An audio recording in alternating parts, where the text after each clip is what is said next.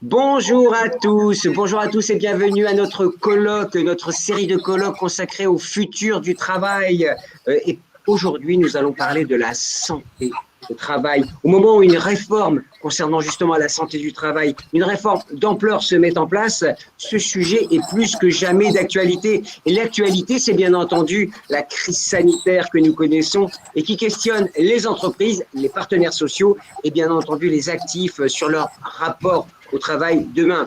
Travailler, oui, évidemment, mais en bonne santé physique et psychologique, des exigences naturelles pour tout le monde désormais. Les services de santé au travail, disons-le, n'étaient pas véritablement reconnus et ne rendaient pas forcément un service attendu dans toutes les organisations. Je vois Geneviève Thiocourt qui me regarde, mais il faut le dire. Et soyons réalistes, cette activité professionnelle en tant que telle n'a pas fait montre d'une grande attractivité. Et pourtant, c'est essentiel et c'est très dommage. On a besoin de médecins du travail, on a besoin de personnel médical compétent. Bref, il y a du travail pour réenchanter la médecine et la santé du travail et en faire un atout pour vivre mieux au travail ou en télétravail d'ailleurs. Alors aujourd'hui, nos invités débattront sur les conséquences de la pandémie et dans un premier temps et ensuite sur les enjeux de cette réforme de santé au travail qui est en cours. Mais pour commencer, j'ai la joie, l'honneur, le plaisir et que dire d'autre, d'accueillir Olivier Faron pour introduire ce webinaire. Bonjour Olivier. Bonjour Gilbert et merci beaucoup de me passer la parole. Je suis très très heureux de ce moment qui nous réunit. Ce moment a déjà une petite histoire puisque ces conférences sur le futur du travail, nous avons eu la première qui a très bien marché. Je vois déjà le public qui commence à être nombreux et donc ça a très bien marché. C'est l'occasion évidemment pour moi de me féliciter d'un double partenariat, celui avec le groupe Malakoff Humanis qui est présent tout au long de ce moment, et je salue en particulier Anne-Sophie Godon, Thomas Soulier qui croit profondément dans ce partenariat, et puis le partenariat avec Newstank. Newstank fait un formidable travail, donc j'ai toujours plaisir à le rappeler. Aujourd'hui, nous abordons un autre, je dirais, paradigme, une autre question, une autre dimension du travail, évidemment centrale, qui est celle de la santé au travail. Et je crois que c'était plus que jamais utile de traiter cette question-là. C'est une question qui nous impacte personnellement, individuellement, je dirais aussi en famille, collectivement, et puis dans les entités dans lesquelles on travaille. Quelques mots pour ouvrir la discussion, les débats et évidemment les tables rondes, même si je ne suis pas spécialiste de ces questions-là, mais je voudrais évidemment insister très rapidement sur quelques éléments qui me semblent importants. Évidemment, cette question santé au travail, elle est particulièrement complexe. Nous avons la chance au CNAM d'avoir beaucoup de chercheurs, dont certains interviendront, qui travaillent sur ces questions-là, d'avoir une chaire sur cette question-là, plus la chaire Malakoff Humanis. Et puis de dire que cette question de santé au travail, il faut l'expertiser, il faut faire des recherches sur cette question-là, bien sûr, d'autant plus que la pandémie a évidemment complexifié cette question et l'a rendue encore plus aiguë. On peut accepter quelques idées fortes sur l'impact de la pandémie. Le premier effet, c'est évidemment le fait que la pandémie accentue les clivages sociaux dans le monde du travail, les clivages entre niveaux ou groupes d'actifs. Je prendrai juste l'enquête Epicov qui a été portée par deux organismes extrêmement importants, INSERM et DRES, qui montrait que 50% des cadres ont travaillé dans un chez-soi total. Est-ce que c'est un vrai télétravail? Je pense que la question reviendra, mais en tout cas, ils ont été à leur domicile, alors que le travail exclusif à l'extérieur est le fait de 40% des employés peu qualifiés. Donc, on voit bien comment il y a une différenciation extrêmement forte. Il y a eu progressivement aussi une espèce d'idée reçue ou de point qui a circulé, qui était que être en télétravail était quelque part, évidemment, d'être protégé de la pandémie et d'être en bonne santé. Or, évidemment aussi, on constate aujourd'hui et on s'interroge de plus en plus, et les chercheurs ou les experts s'interrogent de plus en plus sur tous ces risques produits par le télétravail, le trop de connexion, cette espèce d'obsession de rester toujours connecté qui fait que, évidemment, nous mettons en place ces espaces, ces plages de déconnexion. En définitive, on peut accepter l'idée que les changements qui sont dus à la crise ont provoqué trois phénomènes principaux. De l'isolement, d'abord, les télétravailleurs ou les travailleurs à leur domicile sont plus isolés, des bouleversements organisationnels et notamment une réflexion sur la forme de management qui est la plus idoine, et puis en quelque sorte une perte de repères. Je voudrais insister en conclusion, pour respecter le temps qui m'est imparti, sur deux dimensions qui me semblent. La première dimension, elle est changer. Le travail a changé pour respecter la santé de tous les actifs, la santé des personnes qui sont sous les responsabilités respectives que nous pouvons avoir. Je veux dire très clairement, réinventer des règles de management qui précisément contrebalance cette espèce de clivage social trop aigu qui a provoqué le télétravail. Et je pense que ça doit être une préoccupation. Et puis la deuxième réflexion, elle est aussi qu'il faut en quelque sorte positiver ce qui se passe, alors qu'on a souvent un discours un peu défaitiste. En définitive, à commencer par aujourd'hui, nous serions vus dans un amphi du CNAM, ce qui était très bien. Là, nous apprenons à échanger, à intervenir par cette webconférence. En définitive, ce sont de nouvelles manières de travailler, de nouvelles compétences aussi que notamment les plus jeunes peuvent acquérir en suivant leurs cours à distance, ceux qui sont réalisés dans une université ou dans un organisme de formation. Donc, c'est aussi une nouvelle manière de traiter les questions, une nouvelle manière de se projeter. Donc, je suis très heureux d'ouvrir ce beau moment, très heureux que, grâce à Newstank et à Malakoff Humanis, ces conférences sur le travail connaissent une ambition qui est en plein développement et évidemment, je suivrai avec beaucoup d'attention tous ces travaux qui nous apprendront, aussi bien en termes de recherche, d'expertise que de formation, mais aussi en tant que responsable d'institutions à tous les niveaux que nous soyons, nous avons à apprendre parce que la santé de nos actifs, c'est notre bien le plus précieux, c'est ce que nous avons à protéger, c'est sur ça que nous devons capitaliser. Voilà Gilbert, ce que je voulais dire en introduction de ce moment.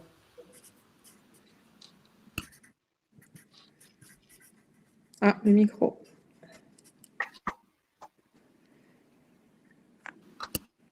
Gilbert, ton micro. Gilbert, micro. Micro. Et voilà, c'est beaucoup mieux. Voilà, j'avais coupé pour vous laisser parler, Olivier. Voilà. Qu'est-ce qui a changé pendant la pandémie? L'animateur pris à son propre piège. Voilà, vous l'avez vu. En matière de santé au travail, comme dans notre vie, cela a probablement changé tout. Comment imaginer travailler dans les mêmes conditions avec cette épée de Damoclès au-dessus de nos têtes? Charge aux employeurs notamment de créer les conditions d'un retour à la normale, si cela est possible, aussi bien sur le plan physique, je disais, mais également psychologique. Nous tenterons donc de répondre à toutes ces questions avec Anne-Sophie Godon, Olivier Faron, on a parlé, directrice innovation chez Malakoff Humanis, professeure associée au CNAM et directrice par intérim de la chaire entreprise et santé. Bonjour Anne-Sophie. Bonjour Gilbert. Bonjour à tous. Geneviève Thiocourt, qui est médecin, directrice médicale et santé au travail de Saint-Gobain. C'est plus de 30 000 collaborateurs, hein, si je ne m'abuse. 170 000 dans le monde et 39 000 en France. Bonjour à tous. Bonjour Gilbert. Bonjour. Et William Dab, professeur émérite du CNAM, ancien titulaire de la chaire hygiène et sécurité du CNAM. Bonjour William. Bonjour. Alors, Olivier l'a rappelé tout à l'heure, Malakoff Humanis est partenaire de tout ce dispositif qu'on a mis en place sur le futur du travail et est particulièrement intéressé par ce qui est par le thème de la santé. Merci Gilbert. Oui, un tout petit mot peut-être pour vous expliquer pourquoi nous sommes là. Donc Malakoff Humanis, c'est un groupe paritaire et mutualiste dont le terrain de jeu est la santé et la prévoyance collective. Alors la prévoyance collective, pour ceux qui sont peut-être un peu moins familiers, c'est la protection financière qu'on offre contre les arrêts maladie, principalement donc les arrêts maladie de plus d'un mois, mais aussi en cas d'invalidité ou encore en cas de décès. Et quand on regarde en fait dans les différentes études, enquêtes qu'on a pu mener, on voit que 45% des arrêts maladie qu'on indemnise trouvent leur origine finalement dans le travail, dans sa version la plus large. Et puis à peu près 10% des décès qu'on indemnise seraient consécutifs donc à un accident du travail ou une maladie professionnelle. Donc en tant qu'acteurs de la prévoyance collective, nous sommes concernés par ces questions de santé au travail, de plus en plus concernés parce que ces arrêts maladie longs dont on parlait tout à l'heure, eh bien, ils ont tendance à croître de manière significative depuis plusieurs années. Et donc, on partage cette conviction avec le CNAM depuis déjà longtemps, avec William, que, face à cette dérive structurelle et puis peut-être aussi conjoncturelle, on en parlera, eh bien, il faut agir en prévention. De concert avec les entreprises, et c'est la raison pour laquelle il y a maintenant presque 8 ans, on a décidé de créer cette chaire, donc entreprise et santé, commune entre le CNAM et Malakoff Humanis, et donc qui vise à la fois mener des actions de recherche, mais aussi outiller les entreprises. Alors, vous parlez prévention et vous le savez, Anne-Sophie, Geneviève, William, que c'est le maître mot de la réforme, la prévention. Elle a été placée justement comme fil rouge de toute la réforme qui sera mise en place. On en parlera tout à l'heure de cette réforme. Qu'est-ce qui a changé? Moi, j'aimerais avec vous qu'on revienne sur cette année 2020, sur cette année, j'ai envie de dire, cette année horrible qu'on a tous connue dans nos vies puisqu'on ne peut pas bouger, ou à l'entreprise où il faut s'adapter, se réadapter, renouveler. Quel regard portez-vous? Alors Anne-Sophie, on va passer la parole à William puis à Geneviève. Vous voulez que je commence, c'est ça Gilbert? Alors Anne-Sophie, vous avez parlé, donc je passe la parole à William. Voilà, c'est ce que... Bonjour à tous. Peut-être la première chose à dire, c'est que une crise sanitaire de cette ampleur révèle, d'ailleurs je pense que ce n'est pas le mot qui est dans le titre du séminaire, il y a le mot accélérateur. Moi, je dirais révélateur des forces et des faiblesses de nos organisations en général et de la place qu'occupe la santé dans ces organisations en particulier. On a vu que, en fait, beaucoup d'entreprises l'État n'était pas prêt, c'était évident pour tout le monde, mais beaucoup d'entreprises n'étaient pas prêtes non plus. Et quand même, ce que l'on a vu et qui est qui peut rendre optimiste, c'est une très très grande capacité d'adaptation dans de très nombreuses entreprises. Il y a eu une première phase un peu de sidération où beaucoup de choses se sont arrêtées. Et puis les entreprises ont bougé avec évidemment une agilité qui est variable, mais elles s'en sont d'autant mieux tirées qu'elles étaient agiles. Le deuxième point, il y en aura 3, je ne veux pas une intervention trop longue. Le deuxième point, c'est que là, je pense que beaucoup d'entreprises ont compris que la santé au travail et la médecine du travail, ce n'est pas un supplément d'âme. Ce n'est pas quelque chose qui existe parce que le code du travail, le juge, l'inspecteur du travail, l'assureur l'exigent. C'est quelque chose qui est absolument indispensable pour qu'une entreprise soit performante, que les gens soient bien au travail, qu'ils fassent un travail de qualité. Et je pense que la représentation même de ce que représente la santé dans l'entreprise a considérablement bougé depuis 1 an. Et le troisième point, c'est que encore aujourd'hui, quand on parle de santé au travail, on parle de médecine du travail, mais ce que cette menace épidémique montre, c'est qu'il est absolument indispensable d'avoir une collaboration pluridisciplinaire Les entreprises qui s'en sont sorties, qui s'en sortent encore actuellement, ce sont celles qui ont su mettre en place une alliance intelligente entre la médecine du travail et, je dirais, le monde de la prévention, les hygiénistes, comme on dit au CNAM, avec notre diplôme hygiéniste du travail. Voilà pour moi les 3 faits marquants en introduction. Alors, avant de vous passer la parole, Geneviève, permettez-moi, parce que vous êtes la praticienne, hein, vous êtes du travail, et avant de rebondir sur les propos de William, j'aimerais interroger Anne-Sophie pour lui dire qu'est-ce que vous avez retenu, vous aussi, en tant qu'observatrice et acteur. Nous, en tant qu'assureurs complémentaires, notamment prévoyance, mais aussi santé, c'est une année marquée par 3 phénomènes importants. Le premier, c'est une augmentation des arrêts maladie tirés par les troubles psychiques. Hein. On a, entre septembre et janvier dernier, on a doublé le nombre de salariés qui ont été arrêtés pour raisons psychologiques. Donc, des arrêts plus importants, notamment tirés par les risques psychiques. Ensuite, c'est un report des soins. Hein. Toutes nos enquêtes nous le montrent. On a entre 8 et 10% des salariés qui nous disent avoir renoncé à se faire dépister, à se faire soigner. Et donc, on pousse devant nous des problèmes potentiels. Et puis, le troisième élément, c'est une moindre consommation en santé. Alors, on peut se réjouir hein, parce que on a peut-être dépensé un peu moins, mais enfin, on peut dire que là aussi, hein, quand on reporte des soins, certains, ils vont arriver, mais ça peut être le précurseur de problèmes de santé plus importants. Alors, Geneviève, pourquoi j'ai gardé le meilleur pour la fin, pardonnez-moi, mais parce que quand on parle de santé au travail, avec vous, vous avez un échantillon imposant, si je puis dire, en termes d'effectifs, et là, on voit bien, est-ce que vous êtes confronté aux réalités décrites par Anne-Sophie? Oui, alors je rebondis complètement sur ce que William et Anne-Sophie ont exprimé. La première chose, c'est que la santé est devenue à la première scène, hein, enfin au devant de la scène, non seulement pour agir, mais parce que c'était un sujet de discussion et les managers ont parlé de leur santé de la même façon que les collaborateurs parlaient de leur santé. Donc, c'était un sujet qui faisait tomber les barrières et tout le monde se retrouvait un peu au même niveau face à l'incertitude, face à la peur, l'inquiétude sur cette maladie. Moi, j'ai été frappée par la prise en main par les managers dont c'est pas le métier au sujet de cette pandémie. Ils avaient tous leur connaissance, la recherche d'en savoir plus. Ils avaient lu tel ou tel article, ils partageaient des modélisations, ils voulaient avancer, ils voulaient maîtriser. Et ça, c'est un point que je n'ai pas rencontré jusqu'à présent sur d'autres problématiques de santé, à part des crises.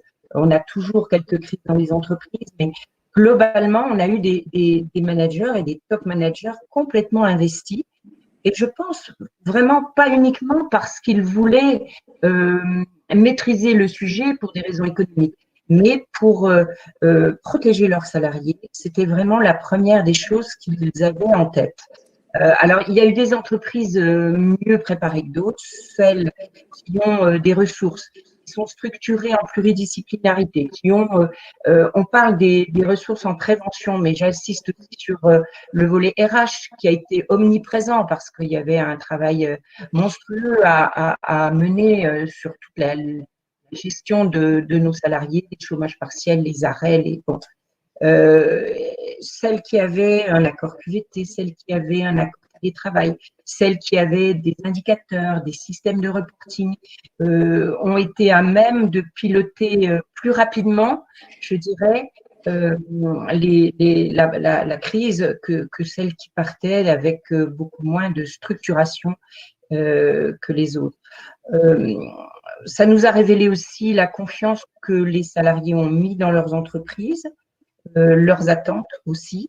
Ça nous a révélé beaucoup d'inégalités, ceux qui se sont été placés en chômage partiel, qui ont été frustrés, coupables, inquiétés plus que d'autres sur l'avenir de leurs fonctions, les activités dites essentielles, celles qui ne l'étaient pas. On verra peut-être plus tard la problématique psychologique, les addictions, la gestion de sa propre vie au travail, en télétravail et au travail.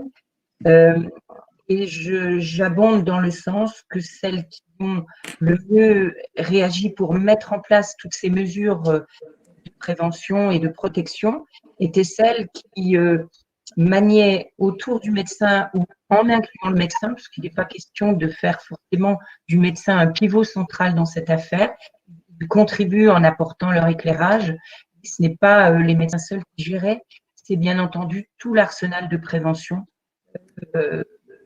dont les entreprises que les entreprises ont mis en place et sur lesquelles ils peuvent s'appuyer.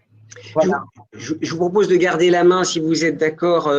On était quand même, en préparant cette table ronde, on s'est rendu compte qu'on était relativement mieux protégés finalement au bureau où il y avait des conditions drastiques de vivre ensemble par rapport à la maison ou quand on prend les transports, tout ça. Ça, c'est quand même quelque chose. Je rebondis sur ce qu'a dit William également. C'est un révélateur de force et de faiblesse. Alors, on va s'intéresser aux faiblesses, hein, parce que ce qui va bien, eh bien, on va dire que ça continue d'aller bien. Quels sont les besoins de santé au travail? Après, on posera la question à Anne-Sophie et à William. Quels sont les besoins de santé au travail aujourd'hui et demain?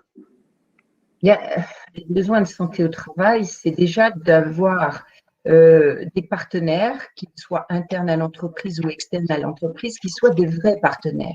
Pas des partenaires qui se mettent en position au prétexte que voilà, l'entreprise est une source de risque. Mais on est partenaire, on apporte notre conseil et on comprend déjà les préoccupations de l'entreprise.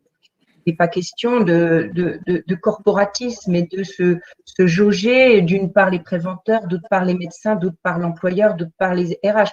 On doit tous se saisir de la question de la santé au travail avec chacun notre expertise et vraiment travailler de concert pour améliorer. Alors, il faut qu'il y ait un process qui soit établi de la même façon qu'on le sait très bien le faire en matière de sécurité, avec des objectifs, avec une politique, avec des objectifs, avec des outils, avec des indicateurs de pilotage, avec des… Bon, la santé doit se traiter, je dirais, un petit peu de la même façon. On a bien réussi en matière de sécurité. On a des indicateurs, je parle d'ici de toutes les entreprises. Depuis 20 ans, on a baissé notre taux de sinistralité de façon importante. Aujourd'hui, c'est encore un certain balbutiement en matière de santé, pas uniquement sur le risque de pandémie ou le risque de… Mais la santé au travail recouvre évidemment les risques professionnels, puis tout un ensemble de risques dont la réforme met en lumière avec la prévention de la désinsertion professionnelle. Alors, c'est quoi les faiblesses, William? Vous avez dit que ça révélait les forces et les faiblesses. Ben, si certaines entreprises, notamment les plus grandes, ont amélioré leurs résultats, quand on regarde les données au niveau national, on voit que depuis une dizaine d'années, nous sommes au mieux stagnants en matière d'accidentologie et parfois même on a des augmentations de maladies professionnelles, notamment sur les TMS. Je sais qu'il y a eu des évolutions de tableaux et que par conséquent, ça peut fausser l'évaluation des risques. Mais enfin, disons que globalement, la performance de notre système de prévention en France, avec le modèle qu'on a eu depuis grosso modo la libération, est un modèle qui a atteint ses limites. Deuxième faiblesse, je pense que beaucoup d'entreprises accordent beaucoup d'attention à la sécurité parce que les résultats sur les accidents de travail sont visibles. Bien sûr. Ils accordent moins d'attention à la santé, qui est quelque chose qui est multidéterminé, avec des facteurs individuels, des facteurs professionnels. C'est plus difficile à aborder pour les entreprises, surtout les petites, qui n'ont pas des capacités d'analyse des phénomènes de santé. Ensuite, moi, je m'inscris dans ce que nous dit la norme ISO 45001. Je sais que pour des raisons que je critique très fortement, la France n'a pas signé cette norme ISO, ce qui ne l'empêche pas d'avoir été adoptée par la quasi-totalité des pays membres de l'ISO, sauf 7 d'entre eux. Je pense que la France n'a pas suffisamment regardé attentivement ce que cette norme nous dit, et c'est en creux les faiblesses de notre système. D'abord, il faut des actions de prévention qui soient insérées au cœur des process de production.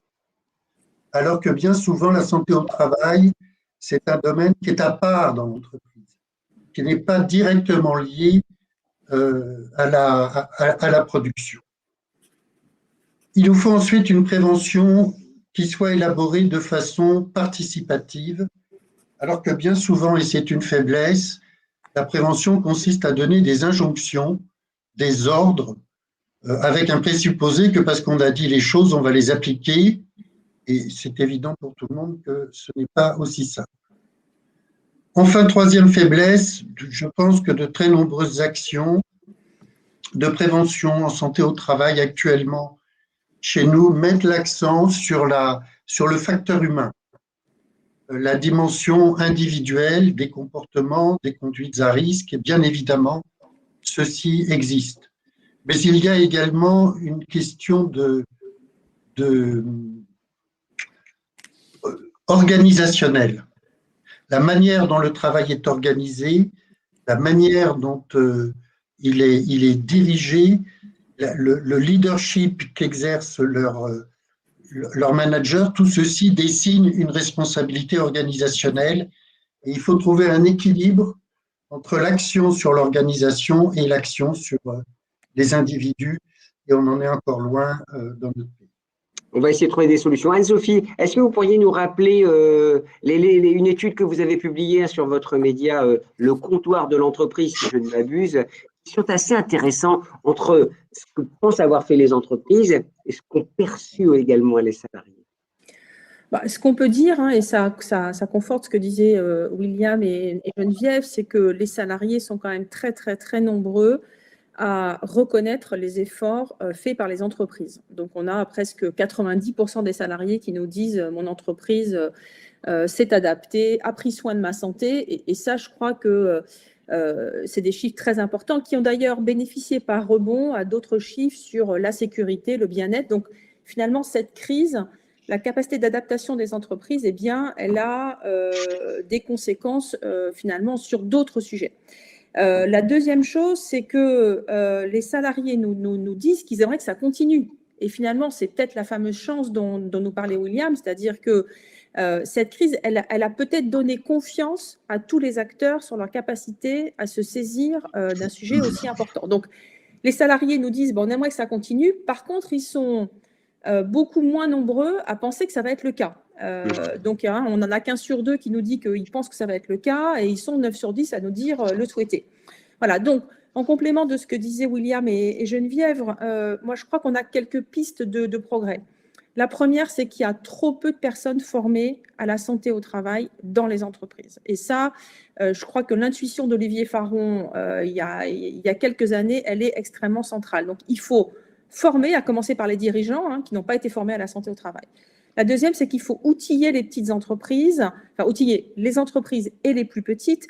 Et là, je voudrais saluer aussi le rôle des branches professionnelles parce que les petites entreprises, elles ont besoin d'outils personnalisés et ça, c'est le rôle des branches. Là aussi, les branches se sont mobilisées pendant cette période et donc il faut que ça continue. Et puis, finalement, il faut aussi multiplier les études qui vont montrer aux dirigeants qu'investir dans la santé au travail, c'est rentable. Parce que là, on l'a vu, et peut-être d'une manière un peu extrême, une problématique de santé a mis par terre notre économie. Donc, on a besoin demain de multiplier les études qui vont montrer qu'investir dans la santé, eh bien, c'est rentable. Et c'est ça aussi que les patrons, en ce moment, ont besoin d'entendre.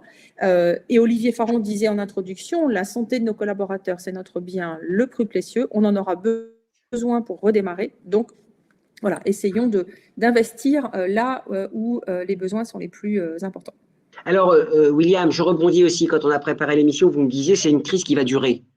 Alors, qu'est-ce que ça veut dire? Quelle est l'implication pour l'avenir, justement, dans les entreprises, selon vous? Oui, je ne veux pas être oiseau de mauvaise augure. Non. Depuis le début, ce virus nous surprend. D'une part, c'est un nouveau virus qui ressemble à pas beaucoup d'autres. Et donc, on n'a pas beaucoup de modèles pour penser son évolution. Tous ceux qui, au début, ont fait référence au modèle de la grippe se sont vus aperçus que ce n'est pas le bon modèle. On a vraiment un virus qui a des caractéristiques, une plasticité absolument remarquable. Je le dis pas comme une vérité, mais je le dis comme quelque chose que je redoute vraiment. La manière dont dans les différents pays, à quelques exceptions près, se mènent les campagnes de vaccination crée une pression de sélection très favorable au virus. Et donc, il faut garder en tête d'avoir des virus résistants aux vaccins qui vont émerger. Je dis ça pour les entreprises qui nous écoutent, parce qu'on a tous envie de tourner la page et de se dire, bon, moyennant quelques adaptations, on retrouvera quelque chose de normal. Je crois que malheureusement, en tout cas, il me semble que les entreprises doivent envisager aussi un scénario d'une crise longue. Quand je dis une crise longue, c'est peut-être une crise de 2-3 ans, qui à ce moment-là pourrait impacter très durablement le cœur du fonctionnement de nos entreprises et notre vie quotidienne. Je pense donc que les entreprises doivent envisager une telle évolution. Et si actuellement, les entreprises ont beaucoup réagi de façon, évidemment, réactive, je pense qu'il faut qu'elles retrouvent une posture plus proactive et qu'elles se demandent si dans 1 an, nous en sommes encore là, comment est-ce qu'on garde une entreprise durable et profitable. Alors, juste 2 mots avant de passer la parole à Geneviève et Anne-Sophie. La confiance dans les managers qui seront la courroie de transmission, hein, évidemment, dans l'action quotidienne. Et l'entreprise devra avoir une sorte de baromètre, de thermomètre permanent, une capacité d'évaluation de ces risques en permanence. Et ça, c'est nouveau aussi, puisqu'on l'avait mis un peu de côté, vous le disiez un peu. Oui, alors pas au CNAM. D'abord, en 2009, j'ai remis au ministre du Travail et à la ministre de l'Enseignement supérieur un rapport que je n'ai pas écrit tout seul, une centaine de spécialistes y avaient contribué, sur le rôle des managers en santé au travail. À la suite de quoi, et avec le partenariat de Malakoff Humanis, nous avons mis sur la plateforme Fun 2 MOOC, éléments de santé au travail pour ingénieurs et managers 1 et 2, qui ont été suivis par plusieurs dizaines de milliers de participants pour faire comprendre justement aux managers quel était leur rôle en matière de santé et de sécurité au travail. Au CNAM, nous avons formé la totalité des managers de la SNCF pour leur faire comprendre leur rôle. Saint-Gobain a fait de même à l'échelle internationale et au niveau de son groupe. Donc, il y a une prise de conscience qui est faite, elle est très importante. Geneviève l'a bien souligné. C'est sur le terrain qu'on gagne ou qu'on perd les batailles des risques. C'est pas dans le bureau du médecin du travail et c'est pas dans le bureau de l'hygiéniste. C'est sur le terrain. Les médecins, les hygiénistes, ce sont des experts. Leur rôle est de rendre acteurs les managers et notamment les managers de proximité pour qu'ils soient les gardiens des risques, je dirais. Et ça, évidemment, avec cette pandémie, je pense que beaucoup de managers eux-mêmes, comme l'a très bien souligné Geneviève, et les cadres dirigeants des entreprises ont compris ce besoin de décloisonner la santé au travail et de faire de leurs managers de véritables acteurs de la santé dans l'entreprise. Et les ambassadeurs, hein, Geneviève, c'est ça, chaque manager est quasiment responsable sur ce plan-là. Absolument, et puis, comment vous dire, nous, notre rôle, c'est de leur faire comprendre des choses a priori compliquées de pouvoir leur expliquer que ça peut être géré par eux aussi. Dans le respect de la déontologie, on parle pas du suivi médical, là, on parle de la prévention de la santé au travail. Et que ça peut leur faire gagner beaucoup. Donc, avec William et Anne-Sophie, on a aussi regardé ce qu'on appelle le return on prévention, c'est-à-dire toutes ces actions de prévention, quelles qu'elles soient, que ce soit pas uniquement sur l'ergonomie, mais aussi sur les risques psychosociaux, sur la façon de manager, sur qu'est-ce que ça peut apporter en termes de performance. Et je pense que, par exemple, chez Saint-Gobain, on remet des trophées santé, sécurité, environnement tous les ans. On félicite certains sites qui ont présenté des très beaux dossiers d'amélioration de conditions de travail. Bon, on leur demande de pouvoir démontrer aussi que ces améliorations apportent une valeur et une performance dans leur production, dans leur productivité. Anne-Sophie, hein, le manager, c'est vous qui avez abordé des sujets quand on s'en est parlé il y a quelques jours. C'est capital. Hein. Bah, oui, c'est capital. Alors qu'ils sortent épuisés en plus, hein, c'est ce que vous disiez. Oui, oui. Ils sortent complètement cramés. C'est vrai qu'en fin d'année 2020, les managers nous disent être fatigués parce que finalement, c'est eux qui tiennent à bout de bras l'équilibre entre la santé et la performance de l'entreprise. C'est eux qui, tous les jours, procèdent aux arbitrages sur le terrain. Alors, dans un cadre, évidemment, confié par l'entreprise, mais finalement, eux-mêmes vivent des situations qui sont difficiles.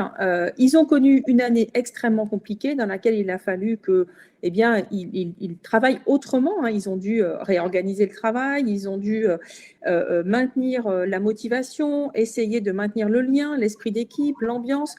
Ils ont dû communiquer aussi parce qu'ils sont à la courroie de transmission entre les salariés et l'entreprise. Et puis, ce qu'évoquait Geneviève, ils ont dû écouter les difficultés des salariés, essayer de repérer les signaux faibles, parce qu'à distance, ce n'est pas toujours facile de repérer les signaux faibles. Et donc, ces salariés, à la fin de l'année, ils nous ont dit on est rincés. Voilà, tout ça, c'est effectivement compliqué. Et d'ailleurs, on voit même que l'adhésion au télétravail chez les managers est beaucoup moins forte en fin d'année qu'elle l'a été au milieu de l'année 2020. Voilà, donc je pense qu'ils ont expérimenté ce qu'évoquait William, c'est-à-dire cette idée que finalement, il ne faut pas que la santé, elle soit à côté du travail, elle doit être dans le travail des managers, elle est dans leur quotidien. Et je pense que cette année, ils l'ont clairement touché du doigt. Est-ce que le problème, au fond, qu'on a eu aussi, c'est que les enjeux de santé au travail, au-delà de la structure elle-même, il est variable. Il est en télétravail, il est en présentiel et il est parfois même en chômage partiel. Cette explosion des statuts dans l'entreprise a-t-elle pas rendu compliqué cette gestion de la santé, William?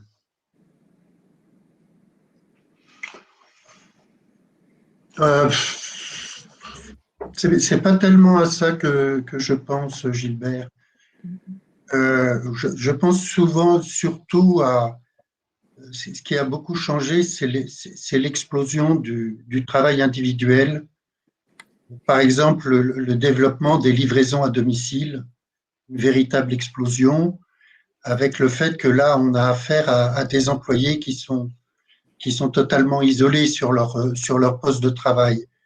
Au sein de l'entreprise, je ne saurais pas dire, dans les entreprises que j'ai accompagnées, je ne l'ai pas vu, peut-être que Geneviève pourra témoigner là-dessus, sur est-ce que la différenciation chômage partiel, télétravail a induit des difficultés d'estime de soi, des difficultés relationnelles. Moi, je n'en ai pas l'expérience. En tout cas, sur l'isolement de certains salariés, vous parliez des livreurs, par exemple, qui sont l'exemple ultime, si je puis dire, puisqu'ils récupèrent un produit qu'ils apportent à un autre et sans contact véritablement, si ce n'est pour remettre un peu de sous et prendre la commande. Geneviève, même question pour vous. Ces différents statuts vous a rendu la tâche compliquée?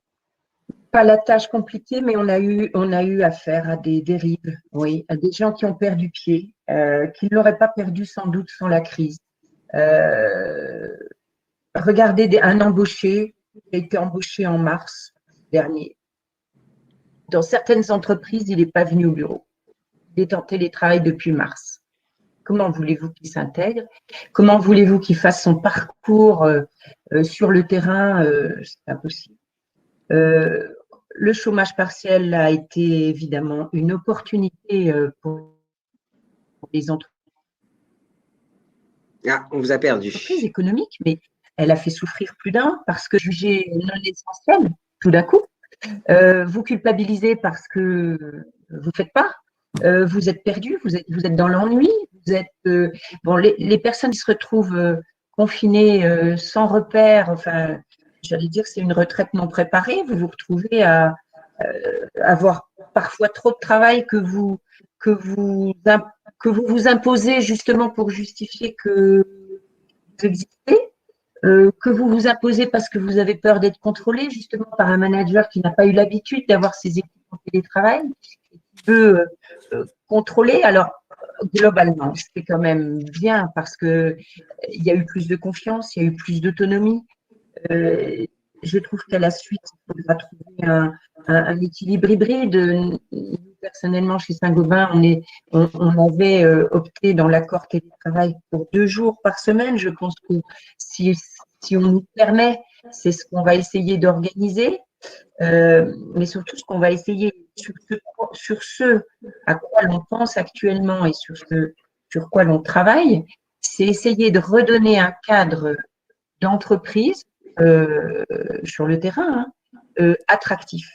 C'est-à-dire des locaux où on collabore, où on se réunit quand on pourra, où on est créatif. Vous savez, il y a le télérobuste. Le télérobuste, c'est le travail individuel, c'est les rapports, c'est la lecture, c'est l'expertise, c'est les projets existants, les hiérarchies existantes, les liens sociaux bien existants.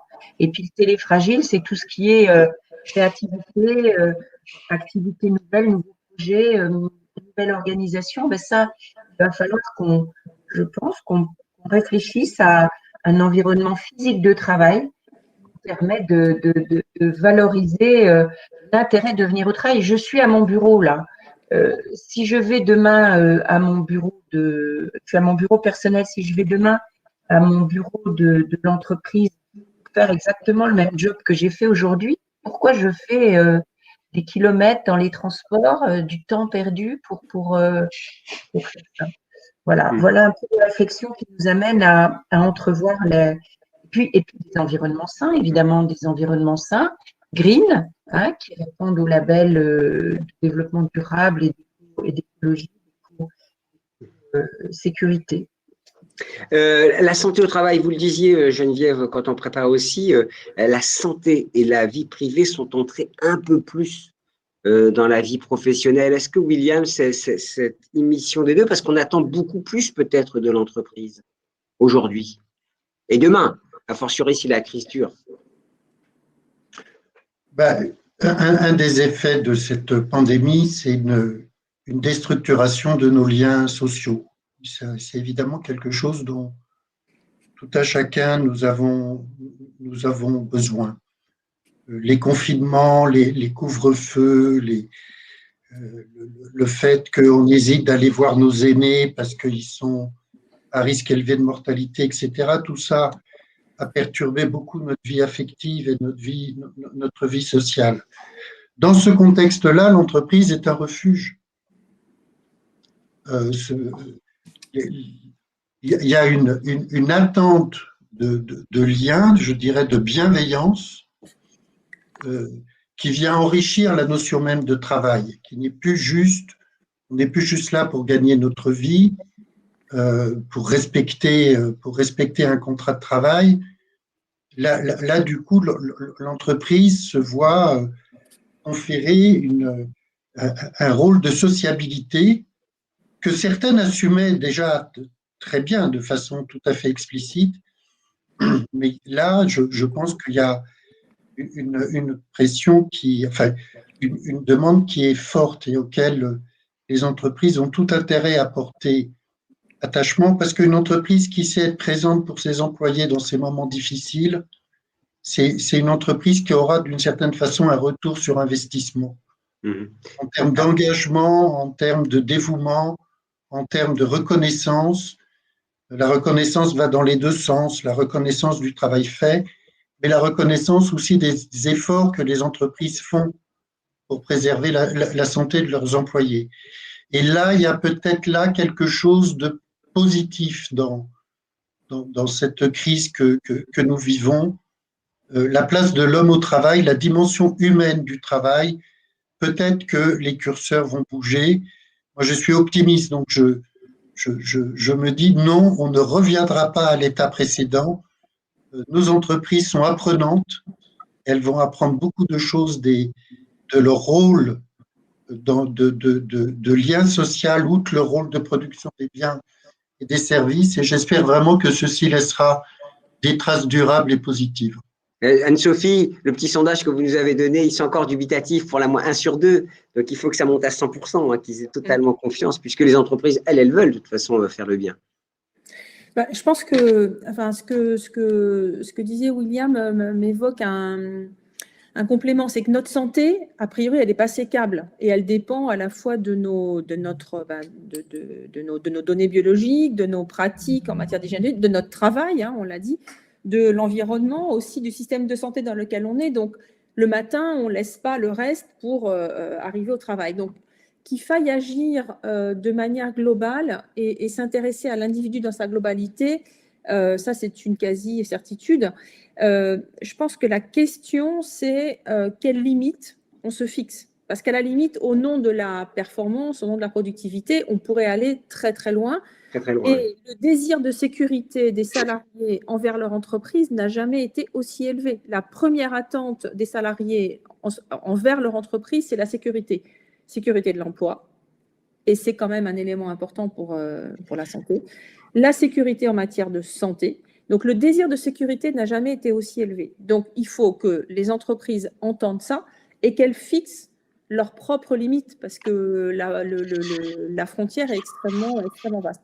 Et c'est là où la capacité qu'évoquait Geneviève à constituer des réseaux finalement d'acteurs complémentaires qui vont finalement contribuer à cette prise en charge globale avec une bonne coordination, c'est probablement ça la voie dans laquelle on doit aller pour demain, c'est-à-dire une prise en charge globale, mieux coordonnée, que ce soit vis-à-vis de l'entreprise ou vis-à-vis du salarié.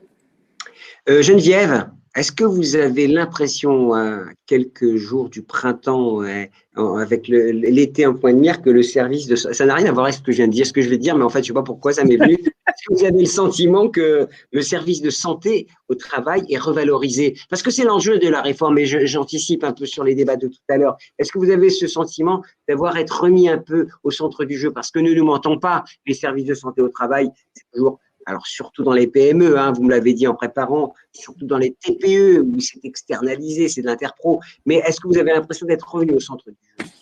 Alors, écoutez, franchement, dans des grandes entreprises, je participe à des réseaux de médecins coordinateurs. Je pense que le service de santé au travail a vraiment donné tout ce qu'il pouvait donner. Bon, ils ont forcé les portes, ils ont fait de la veille, ils ont contribué à accompagner les salariés, à accompagner les expertises des hygiénistes pour mettre les mesures barrières, etc. Ils ont joué le jeu, il n'y a aucun doute là-dessus. Dans les petites entreprises, les services interentreprises, alors moi je connais certains services interentreprises, globalement, le niveau de qualité est excellent. On a des médecins de services interentreprises qui sont excellents. Le gros problème, c'est qu'ils sont loin de l'entreprise. Et ils sont en charge de nombre d'entreprises différentes. Quand vous en avez une à gérer, que vous connaissez la culture de l'entreprise, que vous avez les liens avec les principaux acteurs de prévention de l'entreprise, pas que c'est facile, mais c'est plus facile que quand vous en avez une centaine à vous occuper, si ce n'est pas beaucoup plus, et que vous partagez votre temps, c'est juste impossible. Donc, je pense que il y a un pas à faire de la part des services, des entreprises plus petites. Il faut qu'elles aillent vers les services interentreprises. Certains ne connaissent même pas leur médecin de service interentreprises. Donc, moi, j'ai dans Saint-Gobain, nous avons la plupart de nos entités sont couvertes par des services interentreprises. On a des préventeurs en interne, mais le médecin est externe. Le médecin est externe, il n'y a pas d'infirmière, il faut aller le voir. Il ne faut pas avoir peur du médecin. C'est un service, on paye un service. il faut l'inviter, il faut l'associer, il faut l'intégrer. Et d'autre part, il faut que les médecins de service interne n'aient pas peur des employeurs en disant je suis indépendant, il faut travailler de concert de ce que l'on dit depuis le début de la. Il y a un peu de boulot quand même encore, hein, parce que c'est vrai que la réforme, j'espère, va l'aider. Question pour vous trois pour conclure, parce qu'après on va passer aux questions, parce qu'il y a beaucoup de questions, vous savez, il y en a qui nous disent bravo, bravo à William, bravo à Anne-Sophie, bravo Geneviève, ça fait toujours plaisir, mais il y a des questions. Est-ce que la santé au travail, William, ce n'est pas au fond un élément d'un tout, la santé individuelle, mais la santé environnementale, la santé psychologique, tout cela, c'est un tout, hein, qui doit s'intégrer dans l'entreprise. Je pense que le sujet pour l'entreprise, c'est le risque et sa gestion. Le risque, il est interne, c'est la santé au travail. Le risque, il est externe, c'est l'impact de l'activité de l'entreprise sur le voisinage, son environnement immédiat, aussi ses clients. Et ce que l'on a découvert depuis un an, c'est qu'il y a aussi des risques qui ne sont pas créés par l'entreprise, mais qui peuvent sérieusement impacter l'activité de l'entreprise. Ce sont des risques externes. Et là, on rentre dans un champ qui est celui de la santé publique. Traditionnellement, en France, santé au travail et santé publique étaient disjoints. Beaucoup de gens de santé au travail ne se sentaient pas être des professionnels de santé publique. Et là, pour les entreprises, elles ont découvert qu'il y a ces trois sphères de santé au travail, de santé environnement et de santé dans la communauté qui les concernent aussi bien.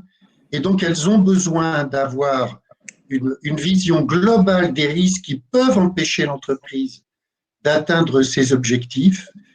Et je pense que ce sera un des acquis de cette crise, c'est de permettre aux entreprises de regarder les questions de risque de façon de leur évaluation et leur gestion de façon totale. Vous l'avez dit, hein, c'est vrai, évaluation et prévention. Geneviève, vous levez la main. Oui, d'ailleurs, je voulais juste rebondir sur ce que vient de dire William. On a une politique santé qui prend la santé au travail, la santé liée à nos produits et la santé environnementale.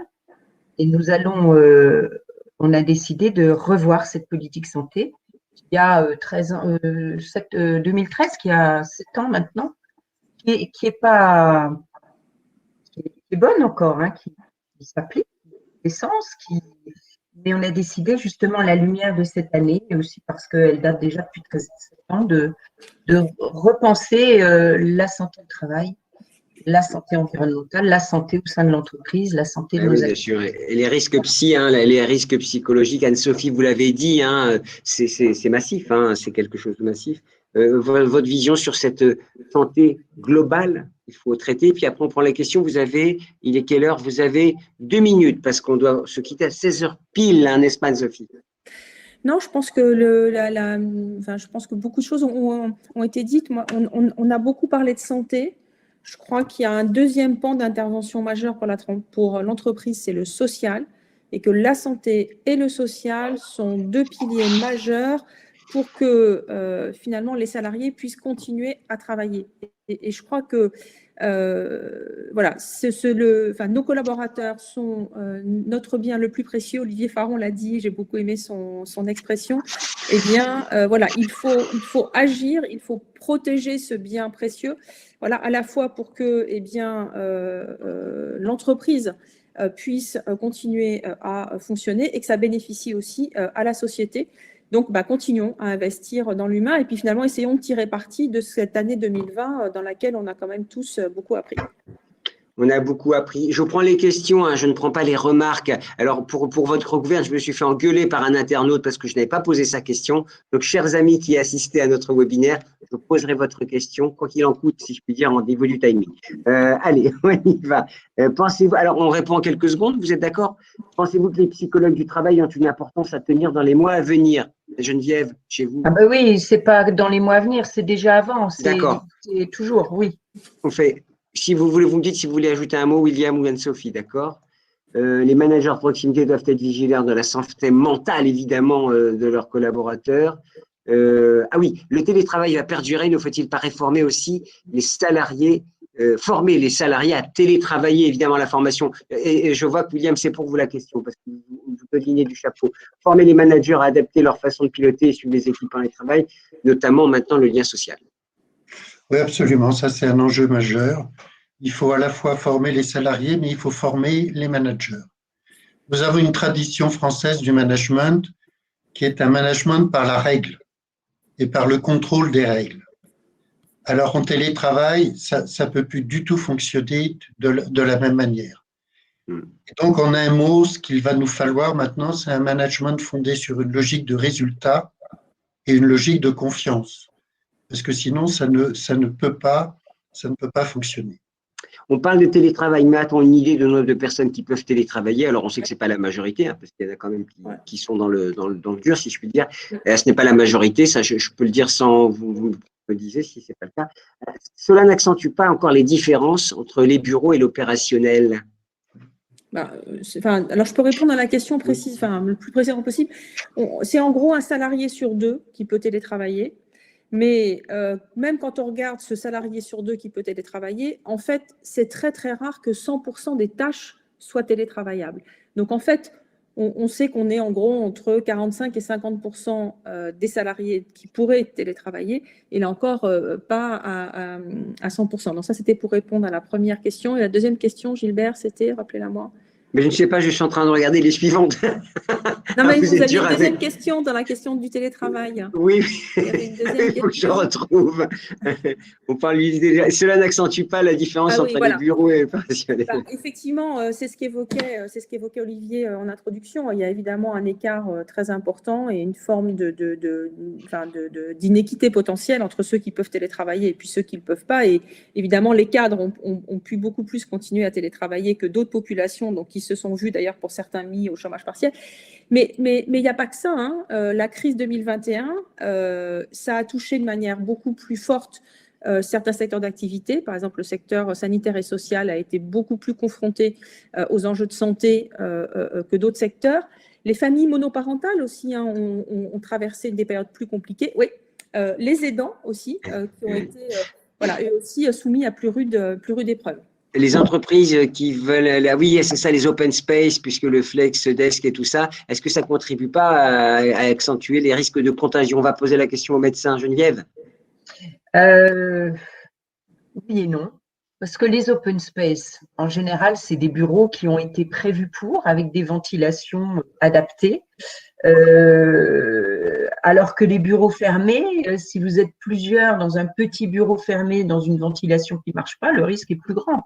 Ça n'empêche que vous changez de locaux il y a 1 an à peu près, et là, vous êtes en train de tout révolutionner parce que la conception… Non, on ne révolutionne pas tout. On est arrivé en mars dernier. Comme je vous l'ai dit, on est en train de penser comment adapter nos locaux pour justement collaborer encore mieux. Voilà. Ok, alors l'ergonome, le psychologue du travail, l'infirmière, est-ce que tous ces gens-là sont mobilisés autour du médecin? Geneviève? Oui, on en a parlé tout le long. Je vous pose la question, je vous ai dit que je posais la question. Oui. Pour faire engueuler c'est Valérie qui pose la question. C'est notre souhait. C'est que dans un service interentreprise, jusqu'à la réforme, c'est le médecin qui est l'animateur de l'équipe pluridisciplinaire. Cette réforme, elle donne un petit peu plus d'interactivité entre les équipes et ce ne serait pas forcément le médecin le pivot. Dans les entreprises où il y a des ressources internes, c'est bien sûr, je dirais, égal à… le médecin n'est pas le pivot de toutes les… Il y a une indépendance du médecin qui est là plus pour conseiller, expertiser et apporter un avis, contribuer à des projets. Et puis, il y a la responsabilité technique de l'employeur qui est délégué à des représentants. Voilà. Dernière question un peu technique, je pense. Ne pensez-vous pas que le CPPT, CHSCT au sein des entreprises ne devrait pas avoir un poids beaucoup plus important? William, pourquoi vous rigolez? Oui, à vrai dire, je ne sais pas ce que ça veut dire. Donc, le comité social et économique, il est inscrit au cœur du fonctionnement de l'entreprise. Moi, je fais partie des gens qui pensent que l'intégration de la fonction CHSCT au sein des CSE était une bonne chose, justement pour favoriser le lien santé sociale dont Anne-Sophie parlait et qui est très important. Ok, 16 heures. Anne-Sophie, un dernier mot? Non, j'ai pas de dernier mot. Je pense que voilà, santé au travail, santé, bien-être, c'est un enjeu de performance aussi de l'entreprise, il ne faut pas l'oublier. Et puis, moi, je suis frappée par cette question de l'individualisation nécessaire des approches en matière de santé au travail dans un cadre collectif. En vous écoutant, je voyais en fait la petite révolution que ça va imposer. Geneviève, vous avez beaucoup plus de boulot depuis un an ou pas? En fait, je n'ai pas posé la question. Oui, oui. Oui, Mais c'est donc, un plaisir. C'est un plaisir parce que c'est la valeur de la fonction est encore renforcée. bon, ben, génial. C'est tout ce qu'on souhaite. C'est pour ça qu'on va parler de la réforme, parce qu'elle a pour objectif de renforcer la santé au travail et la fonction. William Dab, merci beaucoup. C'était un plaisir d'échanger avec vous. Anne-Sophie, on a désormais l'habitude de se parler régulièrement. Merci beaucoup et aux partenaires que vous êtes aussi sur cette série de colloques. Geneviève Tocourt, je vous souhaite bon vent au sein de Saint-Gobain et des combien de 39 collaborateurs en France et beaucoup plus dans le monde. Voilà. Comme ça, j'ai bien rappelé les chiffres. Merci. On va enchaîner tout de suite avec la deuxième conférence, la réforme de la santé au travail. Quels enjeux? Allez, j'appelle tout le monde à participer. À mes côtés, au revoir William. Au revoir. J'appelle Catherine Pinchot, qui est secrétaire nationale à la CFDT, Jean-Luc Monteil, qui est négociateur pour le MEDEF, qui a négocié la réforme et qui est vice-président du MEDEF. Et j'appelle Armel Guillet, que je connais depuis longtemps, qui est directeur de Knam Entreprise, qui est aussi, venez bien là, comme prestataire, comme acteur et comme témoin de tout cet écosystème depuis longtemps. Alors, bonjour à tous, merci d'être venus. C'est le Big Bang de la santé au travail que nous connaissons. C'est comme cela que la réforme du travail, de la santé au travail a été vendue à un Big Bang accéléré, sans doute évidemment par la pandémie qui a bousculé, accéléré, transformé, disrupté et pas seulement la santé au travail. Tout le monde a y gagné, on l'a vu, à avoir un service de santé au travail performant, c'est une certitude. Et l'accord dont on va débattre aujourd'hui a réuni toutes les parties prenantes qui se sont mis d'accord. Catherine et Jean-Luc, je vous ai eu séparément, d'un côté un syndicat, de l'autre le représentant des patrons. Eh bien, vous aviez l'air tout à fait d'accord. Après, il y a des modalités à définir, mais vous aviez l'air parfaitement d'accord. Les salariés doivent bien se porter et les organisations doivent veiller sur eux, surveiller et anticiper. C'est comme ça que la réforme a été conçue, imaginée. Alors, cette réforme, elle ressemble à quoi? On va le voir avec Catherine Pinchot, secrétaire nationale de la CFDT. Bonjour Catherine. Alors, vous m'avez dit qu'il y a une alarme qui va sonner tout à l'heure. Ne vous inquiétez pas, c'est juste l'immeuble où vous êtes, ça sonne comme ça. Voilà. Bonjour. Bonjour. Vous êtes très investi sur le champ de la santé au travail. Oui, très, très investi, effectivement, et on se félicite encore et toujours de la conclusion de l'accord sur la réforme de la santé au travail qu'on attendait depuis pas mal de temps, et je pense qu'on n'était pas les seuls, justement pour permettre de faire encore plus et encore mieux de prévention en proximité et pour répondre aux attentes des entreprises conçues dans l'entièreté des parties prenantes qu'elles représentent. Voilà. Vous le verrez, Catherine connaît parfaitement le sujet et Jean-Luc aussi connaît parfaitement le sujet. Alors, j'ai écouté Geoffroy Roux de Bézieux hier, je crois, à la radio, qui parlait d'accélérateur, de booster social. Et l'illustration, c'est la santé au travail. Vous avez négocié pour le compte du MEDEF cet accord. Évidemment, c'est central pour vous aussi. Le patron, il veut que ses salariés soient en bonne santé. Oui. Bonjour à toutes et à tous. Bonjour. Ça me fait plaisir de voir Catherine parce qu'elle commençait à me manquer après toute cette séance de négociation. Mais tu as dû faire un feu de cheminée chez toi, c'est un peu brumeux. On te voit. Oui. Non, pour répondre à votre question, effectivement, on avait vraiment besoin de porter une réforme un peu innovante et de renverser la table parce que dans la table ronde précédente, on a constaté qu'en définitive, il y avait 3 médecines du travail. Il y a les services autonomes des grandes entreprises, on a les services de branche et les services interpro. Et puis, une de vos interlocutrices disait qu'effectivement, le service interpro, on manque un peu de proximité avec l'entreprise. On connaît tout compte fait pas très, très bien le cadre de travail. Et donc, il fallait alors c'est ce qu'on a fait avec Catherine et avec d'autres, c'est sortir d'un schéma auquel la France est très attachée, qui est la réparation, pour rentrer enfin dans la prévention. Alors, on vous dit déjà merci, Catherine et Jean-Luc, pour cet accord. On a à peine commencé qu'on vous remercie déjà chez nos internautes. Armel Guillet, vous êtes directeur de CNAM Entreprise, c'est-à-dire que vous êtes au service des entreprises et la santé au travail monte dans les préoccupations. Il faut former les managers, il faut former, accompagner les process, les organisations également. Exactement, c'est quelque chose qui a déjà été dit d'ailleurs un peu sur la première table ronde. Comme vous le savez, sur cette réforme, il y a 3 axes principaux, la prévention des risques, la lutte contre la désinsertion et la QVT.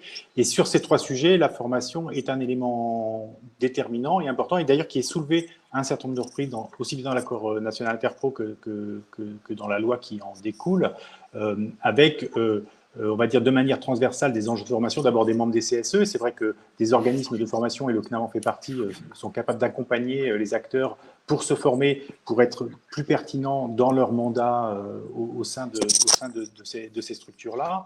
Vous savez qu'on est passé de 3 jours à 5 jours de formation. Alors ça, on va dire, c'est le minimum. C'est-à-dire que c'est ce qui permet déjà d'avoir les bases pour pouvoir discuter, négocier. Et je crois que le mot de dialogue est important. C'est-à-dire que c'est vraiment des sujets sur lesquels, on le voit au niveau des partenaires sociaux, c'est quelque chose qui a plutôt tendance à avoir aboutir assez vite à des consensus, parce que je pense qu'on est d'accord sur un certain nombre de questions qui se posent autour de ces points-là. Et d'une manière générale, je dirais toutes les parties prenantes de l'entreprise ont intérêt à être formées, sensibilisées et à maîtriser un minimum ces sujets-là. Voilà, donc c'est un jeu de formation, et on pourra en reparler, il se décline sur chacun de ces axes qui sont mis en œuvre dans le cadre de cette réforme. Merci Armel. Là, on va rentrer dans le vif du sujet. Jean-Luc, Catherine, je sais que vous étiez aux commandes, on le voit bien puisqu'on a à peine commencé, qu'on repère tout de suite que vous étiez, je sais pas, dans le jus, si je puis dire. Pourquoi cette réforme était nécessaire et quelle est la plus-value si on voulait synthétiser le chemin qui a été fait? Catherine. Je commence alors. La réforme, elle était nécessaire parce que, comme Jean-Luc l'a souligné, on a un système en France qui est très orienté vers la réparation. C'est historique, ça a été conçu comme ça. Alors, c'est normal, et d'ailleurs, ce pan-là ne doit pas disparaître parce que c'est normal que quand on a des salariés qui, pour X raisons liées à leur travail, rencontrent des problèmes de santé et sont plus ou moins cassés par leur travail, on puisse les réparer. C'est de l'indemnisation quand même, c'est avant tout ça. Mais ce qui ressort quand même, c'est que la France n'est pas forcément un bon élève au niveau européen. Là aussi, ça se conçoit parce que historiquement, on n'a pas les mêmes histoires, les mêmes cultures. Et donc, Jean-Luc parlait de renverser la table parce qu'effectivement, il fallait changer de braquet et faire en sorte que la prévention soit vraiment la priorité du système. Donc ça, c'était la question de fond. Derrière cet enjeu de prévention, j'ai aussi entendu le dialogue dont Armel parlait, et je pense que là aussi, c'est dans l'accord d'ailleurs, je pense qu'on l'a très largement mis en amont et mis au cœur de l'accord. Il doit y avoir cette question de dialogue social, de place des instances représentatives, mais aussi place du management et place des salariés pour que ça favorise le dialogue au plus près du terrain. Et là encore, Jean-Luc parlait de l'enjeu de proximité qu'il y avait et sur lequel, je pense, on s'est retrouvé dans cet accord. Une fois qu'on est d'accord sur le fond, la question, c'est comment on accompagne les entreprises et notamment celles qui sont les moins bien loties en la matière. Et ça nécessite d'avoir des acteurs qui sont compétents et qui peuvent être en appui de ces entreprises. On va passer en revue, on va balayer tout ça. Vous imaginez qu'on n'a pas fini d'approfondir le sujet. Jean-Luc, pareil, pourquoi fallait cette réforme aussi, peut-être votre point de vue?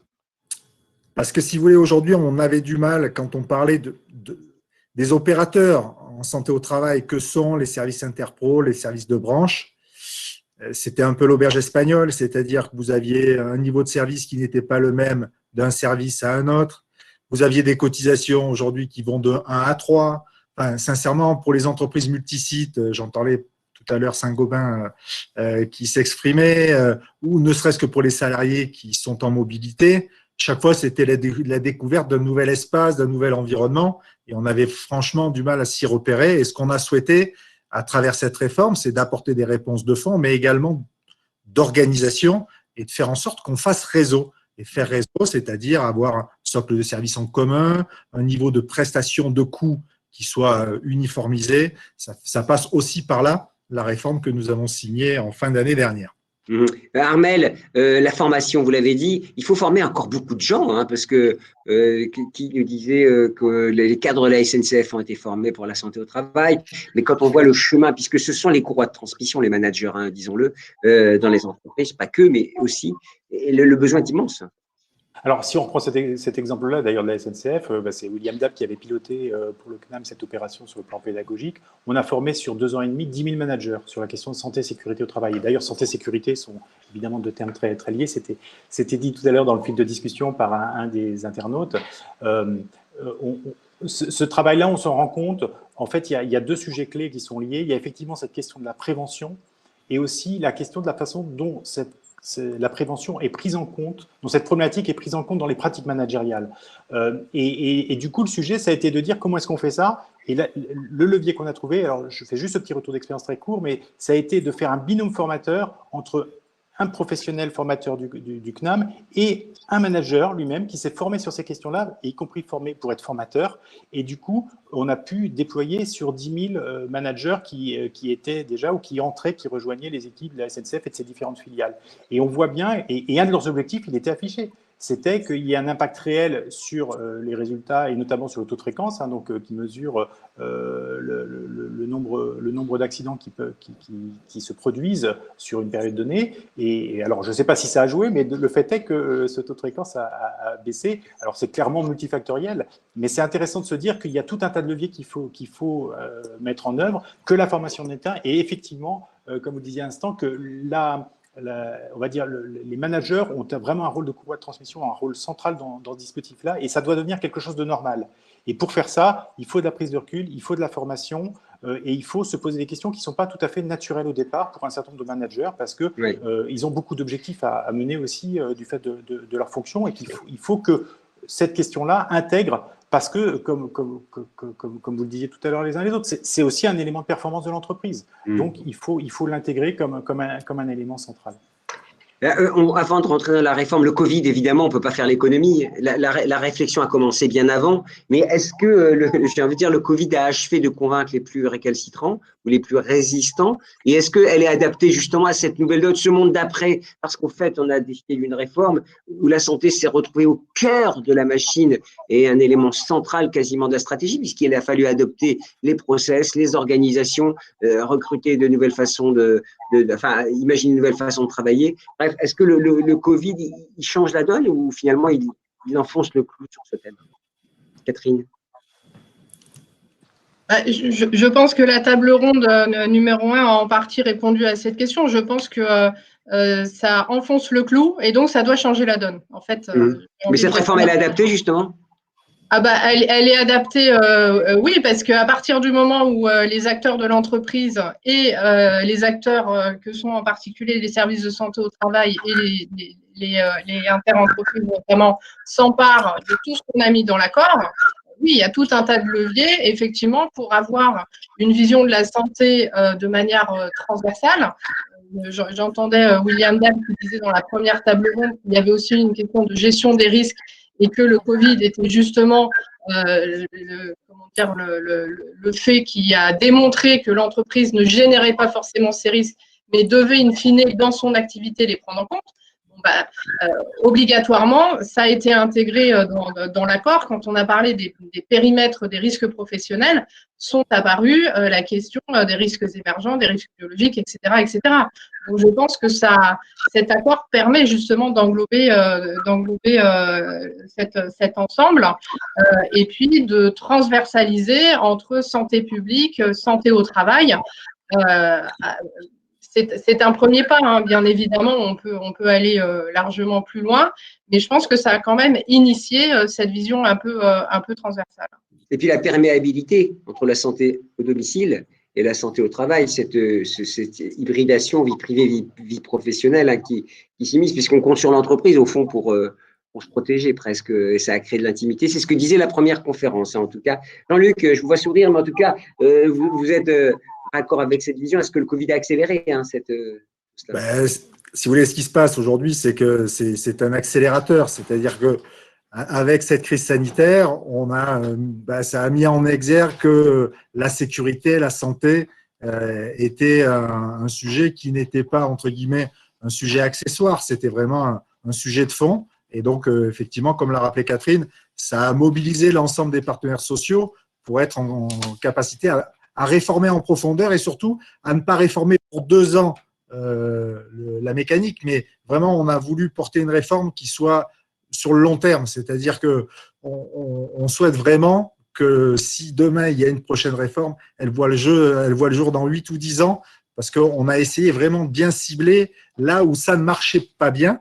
Et on a essayé également de se projeter dans l'avenir avec le numérique, les outils, l'ouverture également à d'autres acteurs que le médecin du travail, que sont les MPC, on en reparlera, hein, le nouveau statut des infirmiers ou des infirmières en pratique avancée. Voilà. On a essayé de prendre un peu d'avance sur un constat qui avait été posé par Charlotte Lecoq il y a 3 ans, on y reviendra peut-être. Monsieur. Armel, les besoins vous sentez que les besoins sont importants? Oui, alors juste pour dire un mot là-dessus, moi je serais peut-être pas tout à fait aussi optimiste sur le côté convaincre, est-ce que ça a convaincu tout le monde, etc. Parce que je pense que c'est des questions qui demandent du temps et qui demandent de s'approprier ce que sont ces questions et ces enjeux. Par contre, je reprendrai bien le terme de William Dab sur la première table ronde, la question du révélateur. C'est-à-dire qu'effectivement, la Covid, de ce point de vue-là, joue un rôle de révélateur. Et je pense que pour un certain nombre de managers, et moi-même je suis manager, j'ai une équipe, de prendre conscience de certains enjeux et du fait qu'il y a un enjeu en termes de santé psychique et de bien-être des collaborateurs et de voir les interactions, et ça c'est peut-être un peu nouveau aussi, entre motivation, santé psychique et psychologique, qualité de management, et avec toutes les questions d'esprit d'équipe, de convivialité et de lien social, qui sont des choses très importantes. Et ça, je pense qu'on a redécouvert ça. C'est-à-dire qu'aujourd'hui, ce que disent les collaborateurs, moi, ce que disent les collègues dans mon équipe, c'est ce qui nous manque le plus, c'est ce lien social, c'est ces temps de convivialité, c'est tous ces temps informels qu'on peut avoir, qu'on n'a plus dans la vie personnelle et que, quand on est en télétravail, on n'a pas non plus dans la vie professionnelle. Parce que les temps morts, les temps informels, la machine à café disparaît. Et ça, c'est extrêmement important pour cet équilibre et du coup, le bien-être le bien-être au travail. Alors après, pour répondre à la question sur les besoins, oui, on sentait depuis plusieurs années déjà la question monter de la part d'un certain nombre d'entreprises, d'organisations sur ces questions-là, les besoins de formation, non seulement, comme je le disais tout à l'heure, des acteurs, donc des CHSCT aujourd'hui, des CSE, mais aussi des managers et aussi d'une manière générale des salariés. Il y a une question qui montait aussi sur la qualité de vie au travail, dont on parlera peut-être tout à l'heure, qui effectivement est un des points d'accord et sur lequel il y a des demandes qui émergent et de tout type d'organisation. Pas simplement de grandes entreprises privées, mais aussi d'organisations publiques, mais aussi d'un certain nombre de structures de taille peut-être plus petite, enfin, en tout cas intermédiaire. Donc oui, on a des questions là-dessus, on a besoin de mettre en place des formations. Les MOOC dont on parlait tout à l'heure sont des moyens de sensibiliser à grande échelle, mais il y a aussi besoin parfois de choses plus spécifiques, liées aussi à la culture d'entreprise, parce que toutes ces questions-là s'intègrent et prennent place dans une culture d'entreprise qui est variable par définition d'une organisation à l'autre, et il faut aussi en tenir compte dans la façon dont on aborde ces questions-là qui sont, où il y a une part très intangible et très liée à la réalité d'entreprise, à ses métiers et à la façon dont ça fonctionne. Merci Armel. Alors, on va rentrer dans le dur si vous êtes d'accord maintenant. Alors, Catherine, elle y va bien en tête. Elle me dit, on est les mauvais élèves au niveau européen quand on parle prévention. Et c'est le clou, c'est le nerf, l'épine dorsale de la réforme. Alors, dites-nous, elle a pour but justement de nous faire revenir dans le wagon de tête des bons élèves européens, justement, de cette réforme. Pour nous faire revenir dans le wagon de tête, parce que si on y arrive et que c'est l'enjeu quand même d'y arriver, derrière, ça veut dire aussi qu'il y a un lien et un cercle vertueux entre prévention, entre santé des travailleurs et performance de l'entreprise. Il y a un moment donné, tout le monde doit s'y retrouver, et donc y compris en termes de qualité de l'emploi et de compétitivité des entreprises et même du pays, je veux dire, on doit aussi pouvoir tirer notre épingle du jeu. Après, je ne suis pas en train de dire que la prévention va résoudre tous les problèmes de France et Navarre, mais c'est un élément important. Ça a été d'ailleurs démontré que la prise en compte des questions de conditions de travail et la prise en compte du dialogue social sont à un moment donné des vecteurs de performance. Donc, je pense que dans cet accord-là, on a réussi quelque part à coupler un peu tout ça. Et l'enjeu, pour reprendre cette boussole aussi, je pense, qui nous a guidés pendant toute la négo de proximité, c'est de dire il faut à un moment donné plonger dans les réalités du travail et prendre en considération ces réalités du travail. Prendre en considération les transformations du travail, le fait qu'on va être amené à travailler différemment, sans doute plus longtemps. Il y a des questions d'usure, il y a des maladies chroniques qui voient le jour, etc. Et on doit pouvoir déjà en prendre conscience collectivement. Et je rebondirai aussi sur ce que Armelle disait, c'est des questions qui prennent du temps. Et donc, effectivement, il faut avoir cette possibilité de pouvoir échanger et se convaincre. Et un des éléments passe par la formation. Et d'ailleurs, on a indiqué dans l'accord que les formations communes, donc qui sont dispensées entre managers, salariés, représentants des salariés, peuvent être un des éléments. Là encore, c'est pas le seul, mais un des éléments pour bâtir des politiques de prévention qui font sens à la fois au niveau d'un secteur d'activité, d'un territoire ou d'une entreprise. Donc, il y a tous ces enjeux, il y a tous ces enjeux-là. Il y a les enjeux de faire aussi de la qualité de vie au travail un élément de prévention primaire. On y reviendra, mais l'idée n'était pas de renégocier l'accord QVT de 2013, mais bien là encore de s'intéresser avant tout aux conditions de travail, la qualité du travail, de s'intéresser aux organisations du travail et de pouvoir avoir une vision collective. J'entendais aussi dans la première table ronde cette question d'individualisation dans un cadre collectif. Je pense qu'en matière de prévention, il y a ces deux éléments à essayer de tenir, à la fois les aspects individuels de suivi de la santé du salarié, mais aussi la question de comment le collectif, le cadre collectif, le travail est révélateur de bonne santé ou de moins bonne santé.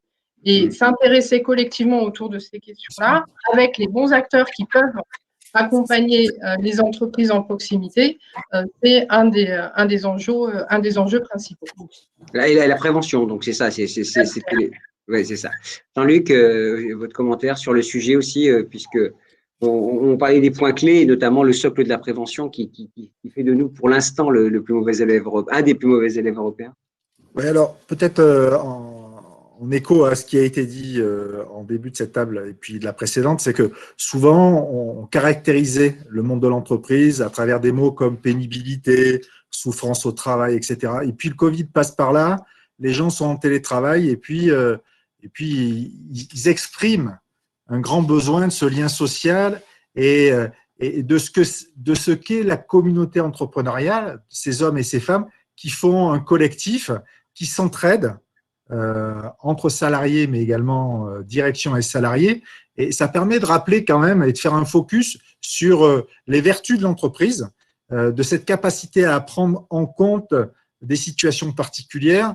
Et malheureusement, il a fallu cette crise sanitaire pour qu'on se rappelle que l'entreprise, c'est pas la casse sociale, mais au contraire, c'est vraiment du lien social. Et chacun des parties prenantes sont très, très, très attachés, entre guillemets, à participer et à collaborer à ce modèle-là. Et j'en profite pour le rappeler. Pour le rappeler. Oui, non, mais c'est important parce que souvent, on utilise des mots un peu durs pour caractériser nos écosystèmes. Et heureusement, la réalité nous ramène à prendre un peu plus de recul et de se dire que l'entreprise n'est qu'un collectif avec ses imperfections. Mais également, l'avantage du collectif, c'est que ça nous permet de faire de belles choses ensemble, de créer de la richesse, de la valeur ajoutée, entre autres pour financer notre système de santé dont on a besoin. Alors, nous étions plutôt concentrés sur la réparation avec Catherine et grâce à vous, Jean-Luc, on va aller vers la prévention. C'est bien ça l'objet et c'est un des points clés. C'est là-dessus que je voulais revenir. Et je suis d'accord avec vous que la machine à café avec les collègues, c'est très sympa. Ou les réunions aussi ensemble. Voilà. Donc, effectivement, on l'a constaté déjà à travers les différents propos, c'est que dans les grandes entreprises, les équipes en santé au travail ont cette proximité, connaissent ont une expertise sur les métiers qui sont pratiqués, ce qui n'est pas, en tout cas, ce qui est moins le cas des services interpro et des petites entreprises. Sauf que dans notre pays, le poids des entreprises de moins de 20 salariés est très important en matière d'emploi et de nombre de salariés concernés. Et donc, ce qu'il fallait impérativement, c'est être en capacité de rendre pratique et de façon très, très concrète cette capacité à promouvoir la prévention. Et donc, ce qu'on a souhaité, c'est d'une part simplifier et rendre un peu plus accessible ce qu'on appelle le DURP, qui est le document unique que toute entreprise, théoriquement, doit être dotée. Et on a essayé également, dans le cadre de cette réforme, de rapprocher ce qu'on appelle la fiche d'entreprise, qui est élaborée par le service de santé au travail, qui constituera demain le socle du diagnostic de ce DURP. Et l'idée aussi, c'est d'intégrer le numérique pour faire en sorte que ce document copartagé dans l'entreprise puisse amener les acteurs à définir un plan d'action pour corriger les difficultés qui peuvent être constatées dans tel ou tel écosystème. Deuxième élément en matière de prévention, c'est qu'on ne fait pas de la prévention qu'à 2 ou 3. La prévention est l'affaire de tous.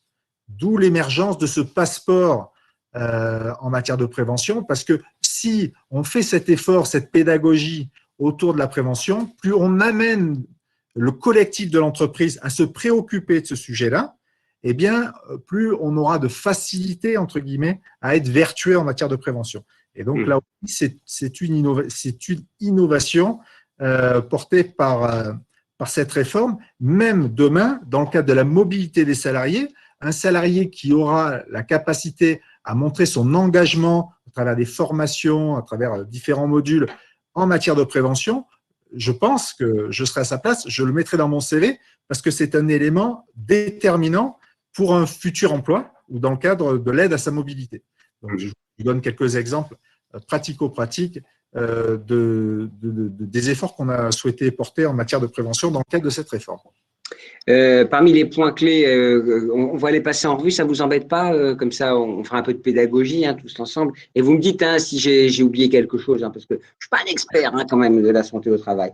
Un point qu'on avait vu aussi avec Catherine, et quand j'en parlais avec Jean-Louis, il me disait bon, ça c'est le truc de Catherine, la qualité de vie au travail, ou plus précisément la qualité du travail. Alors qu'est-ce que ça veut dire comme concept? Qu'est-ce que vous avez voulu approfondir avec cette notion? Alors, alors c'est pas un truc de Catherine, c'est un truc de la CFDT avant tout, ça je reconnais, et de certaines. Je balance un peu, je suis désolée. Ouais, non, mais c'est de ton cœur, donc il n'y a aucun souci. Non, parce que collectivement, on tient vraiment à cette démarche. Donc, je rappelle qu'il y a eu un accord interpro qui était un accord expérimental sur la qualité de vie au travail. Qui, je dirais, embarquait des dimensions vraiment diverses et variées, et où le constat qui a pu être fait, c'est que autant justement sur les questions de télétravail, par exemple, d'égalité professionnelle, etc., certaines entreprises ou certaines branches se sont vraiment appropriées les choses pour avoir cet équilibre de vie, etc. Et puis, on a vu aussi fleurir des matchs très cosmétiques. C'était toute la révolution autour du bonheur au travail, les billards, les canapés, machin, etc. Donc, qui ne sont pas tout à fait ce que nous, on met derrière cette notion de prévention et de prévention primaire. Et donc, ce qu'on s'est dit, c'est que, justement, pour faire en sorte que le travail ne soit pas vu sous son aspect délétère, et que le travail doit être constructeur de santé. Et je rejoins ce que Jean-Luc disait à l'instant. Je pense que la période est en train de démontrer que les Français, les travailleurs français, ont une relation particulière au travail, on le savait, mais aiment travailler. C'est très révélateur en ce moment. Ceux qui n'en ont pas ou plus pour l'instant, et ceux qui ont un travail empêché. Et donc, derrière, ce qu'on a voulu porter et ce qui est inscrit dans l'accord, c'est de dire la qualité de vie au travail telle qu'on la conçoit, elle embarque des dimensions très, très, très, très vastes. Mais ce qui importe et ce qui permet de faire l'engagement et de contribuer au bien-être des salariés et à la performance de l'entreprise, c'est le travail bien fait. C'est ça. Et que, en fait, dans nos entreprises, on se rend compte que parfois, le travail est empêché. Hein. Il y a eu il y a eu des universitaires qui ont écrit là-dessus. Bon, je ne vais pas approfondir, mais il y a beaucoup de littérature là-dessus. Et donc, justement, se poser les questions de c'est quoi les éléments qui permettent d'avoir un travail de qualité. Donc, on tombe sur les organisations du travail, les conditions de travail, le management, etc., etc. Et c'est ce qu'on a fait, me semble-t-il, dans la deuxième partie de l'accord, qui parle de qualité de vie et des conditions de travail. Nous, on était plutôt sur la notion de qualité du travail, mais globalement, l'idée, c'est bien ça, c'est de faire du travail et des conditions de sa réalisation un élément qui permette de faire de la prévention, et une fois de plus, dans une vision collective. Donc Jean-Luc, prévention, on n'a pas parlé. Qualité de vie au travail ou qualité du travail, selon la CFDT ou Catherine, qu'est-ce que vous préconisez? Quel est votre commentaire sur cette qualité?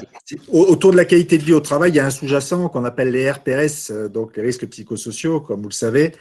Et donc, la difficulté que nous avons sur cette thématique, on a d'une part une croyance forte, qui est de dire que, et on se rejoint avec Catherine, c'est que pour que l'écosystème soit efficace, il faut que tout le monde soit à l'aise dans ses baskets et bien dans sa tête.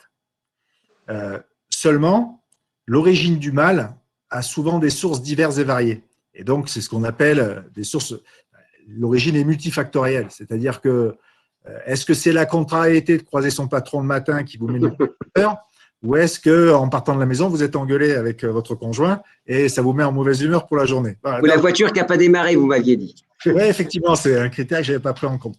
Mais je le retiendrai. Donc, c'est très complexe, entre guillemets, pour savoir d'où vient la cause pour arriver à pouvoir la traiter. En tout cas, ce qui est certain, c'est que au rythme où vont nos entreprises, compte tenu de l'exigence croissante de nos clients, quel que soit le secteur d'activité, il faut impérativement qu'on ait des modèles très réactifs pour pouvoir s'adapter à ces nouvelles exigences et donc avoir un staff, quel que soit le rôle du coéquipier, qui soit entre guillemets dans des conditions optimum, concerne l'entreprise et donc l'employeur et l'entreprise doivent s'impliquer dans la qualité de vie de son collaborateur. Donc, il y a plein d'initiatives dans plein d'entreprises. Malheureusement, on n'en parle peut-être pas assez souvent, mais en particulier dans la PME-TPE, c'est moins visible parce que souvent, ça se traite autour du café. C'est presque la famille dans les petites boîtes. Hein. Et donc, c'est moins perceptible. Il y a moins d'actions peut-être plus visibles que dans certaines grandes entreprises qui mènent des programmes autour du sport. Bon, je sais que Catherine n'était pas très favorable à ce que ce sujet soit dans l'accord, mais il y a plein de raisons et il y a plein de… Alors après, sur le management et sur la… Bon, parce que ce que vous a pas dit Catherine, parce qu'elle ne vous dit pas tout, c'est une cachotière, c'est que effectivement la qualité du travail, c'est une idée fixe de la CFDT, mais le co-management des boîtes, c'est aussi, ça fait partie des idées fixes de la CFDT. Et donc, voilà. Pourquoi demain? Parce qu'il y aurait une co-direction entre employeurs et syndicats, ça changerait le modèle et ça le rendrait plus vertueux. Bon, la démonstration n'est pas faite. Bon, on va rester sur la réforme si vous êtes d'accord. Hein, on fera un débat sur ce sujet. Mais alors, j'ai noté le sport, vous ne souhaitez pas, mais on ne va pas l'aborder, mais c'est intéressant quand même. La qualité du travail, c'est essentiel hein, chez les managers. Et comment ils vont l'appréhender, Armel? Il faudra aussi leur dire comment faire, comment sortir ce sujet. Oui, de fait, je pense que pour moi, il y a peut-être plusieurs volets. D'abord, effectivement, l'ANI dont parlait Catherine tout à l'heure redéfinissait la qualité de vie de travail. C'est d'abord une histoire d'affaires perçues, c'est-à-dire qu'il y a des conditions de travail dans lesquelles on exerce son activité professionnelle. Il y a la capacité qu'ont les acteurs, donc les salariés, à s'exprimer, à agir sur le contenu de ce travail-là. Et c'est à partir de là que va se déterminer la perception de la qualité de vie au travail. Enfin, ça, c'est pas moi qui l'invente, hein, je fais que reciter, parce que d'ailleurs, l'ANACT reprenait derrière dans ses brochures sur le sujet. Et ça veut dire quoi? Ça veut dire que dans les entreprises, on doit être sensibilisé sur ces deux volets-là, et donc du coup, sur les actions qu'on peut avoir et que le manager peut avoir pour faire en sorte que ces conditions soient réunies. à la fois les conditions objectives dans lesquelles on exerce et puis la façon dont les salariés vont pouvoir être partie prenante de ça et pouvoir exprimer peut-être certaines frustrations, pouvoir être en mode participatif sur certaines actions, pouvoir interagir, voilà, qu'il y ait des choses qui s'élaborent collectivement. Et tout à l'heure, Jean-Luc parlait beaucoup de la question du collectif de travail et qu'on redécouvre que l'entreprise est un collectif de travail. Et ça, je pense que c'est un élément central voilà, qu'on redécouvre d'une certaine manière. C'est-à-dire que quand ça manque, eh ben, les choses se délitent. Et du coup, le troisième volet qui est lié à ça, c'est la question du sens. Et je pense qu'en tant que manager, on a un rôle central par rapport à cette question du sens. Non pas que le manager invente ou donne le sens, mais par contre, il va permettre à chacun de s'y retrouver et de faire en sorte que le travail qu'on fait prenne sens. Et d'une certaine manière, la qualité de vie au travail, elle se dégrade quand on perd le sens de ce qu'on fait. Non pas qu'il n'existe plus, mais parce qu'on sait, voilà, non, mais parce qu'on ne sait plus le trouver, parce qu'on ne sait plus l'identifier. Et la dimension collective, les temps informels, et puis les conditions objectives, hein, les prises de risques sur certaines activités, les éléments de dangerosité dans le travail, enfin, tous les éléments qui vont jouer, et puis les conditions de manière générale dans lesquelles on l'exerce, l'équilibre vie professionnelle, vie personnelle, enfin tous ces éléments-là vont jouer, vont être constitutifs de la qualité de vie au travail. C'est effectivement multifactoriel, donc ce n'est pas un sujet simple à appréhender, mais il est vraiment central. Et pour nous ramener à la question de la santé au travail, bah, on sent bien que c'est un des éléments primaire, on va dire, premier, au sens premier, de cette grande question de la santé au travail. Donc, d'une certaine manière, la question de la formation sur ces questions-là, du coup, est aussi importante. Et c'est vrai, je le disais tout à l'heure, on a de plus en plus d'entreprises qui viennent nous questionner sur ces questions-là, sur ce qu'on peut mettre en place comme dispositif de formation pour accompagner les managers, et parfois plus largement, autour de ça. Alors, dernier point de la réforme, c'est le rôle, je reprends ce que vous m'avez dit, Catherine, hein, je me permets, le rôle singulier des services de santé au travail, qui a évidemment pris de l'ampleur avec la crise de la Covid, mais il y a deux aspects. C'est la réorganisation que j'ai beaucoup évoquée avec Jean-Luc, hein, qui voit dans les dépenses de santé beaucoup d'argent dépensé, mais peut-être une réorganisation à repenser, et également l'apport de nouvelles compétences et de la médecine de ville notamment, qui va aussi bousculer certaines habitudes. Catherine, votre point de vue sur le rôle de la santé au travail. 1, son organisation. 2, ces nouveaux dispositifs avec la médecine de ville. Alors, c'est un élément effectivement qui avait été pointé dans le rapport de Charlotte Lecoq il y a 2 ans et demi, hein, qui, au-delà du diagnostic, proposait quand même un scénario très disruptif auquel on avait à la CFDT quand même bien adhéré, avec la mise en place de France Santé Travail au niveau national qu'au niveau régional, pour justement élargir les compétences dont les entreprises avaient besoin, notamment les plus petites, pour faire de la prévention et pas que du suivi individuel des salariés. Je vais me répéter, Jean-Luc l'a entendu je ne sais combien de fois pendant la négo, mais voilà, bouge-toi les oreilles. Derrière santé au travail, il y a certes santé, mais il y a aussi travail. Et pour le coup, là aussi, et donc il faut sortir d'une approche médicale et médicalisée de la santé au travail. J'ai l'impression que vous êtes beaucoup parlé et nous, c'est la première fois qu'on vous entend, donc faites comme si c'était la première fois. Désolée Jean-Luc, je vais remettre une couche là-dessus. Et donc, derrière, les services de santé au travail et notamment interentreprises, qui sont ceux qui accompagnent les plus petites entreprises, celles qui ont besoin justement d'être accompagnées, pour certains, ont la taille critique et les compétences qui vont bien, et pour d'autres, ça nécessite justement de prendre un peu d'ampleur et au-delà d'avoir des équipes pluridisciplinaires, d'avoir des équipes multidisciplinaires, c'est-à-dire qui peuvent aussi s'appuyer sur des visions telles que l'ergonomie, la sociologie du travail, etc., qui sont des compétences dont, en fonction des besoins, parfois les entreprises ont besoin au regard de leurs problématiques. Donc, il y avait une nécessité de transformer effectivement cette organisation à partir du scénario Lecoq qui était extrêmement disruptif, et puis on a vu ce que ça engendrait. On a bien vu collectivement que ce n'était pas la voie de passage qui permettait de faire quoi que ce soit. Et d'ailleurs, au final, on s'est plutôt recentré dans dans l'accord sur la proximité avec ces services de santé au travail, avec cette ouverture, cette articulation avec la médecine de ville, donc la mise en place des médecins praticiens conseils, qui pour autant ne sont pas forcément la solution miracle, mais peuvent être intéressantes justement pour suivre la santé des salariés qui ont le moins de risques dans leur travail.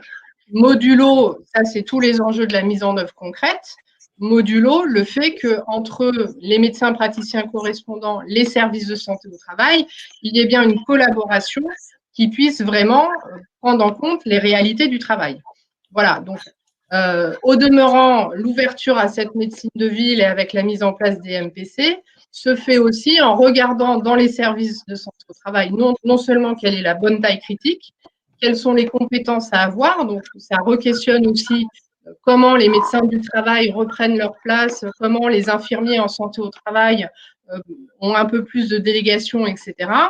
Et puis, l'accord le précise bien, il y a des missions autour de la prévention, il y a des missions autour de la prévention de la désinsertion professionnelle, qui est un vrai enjeu pour aujourd'hui et pour demain, et il y a des missions sur le suivi des salariés.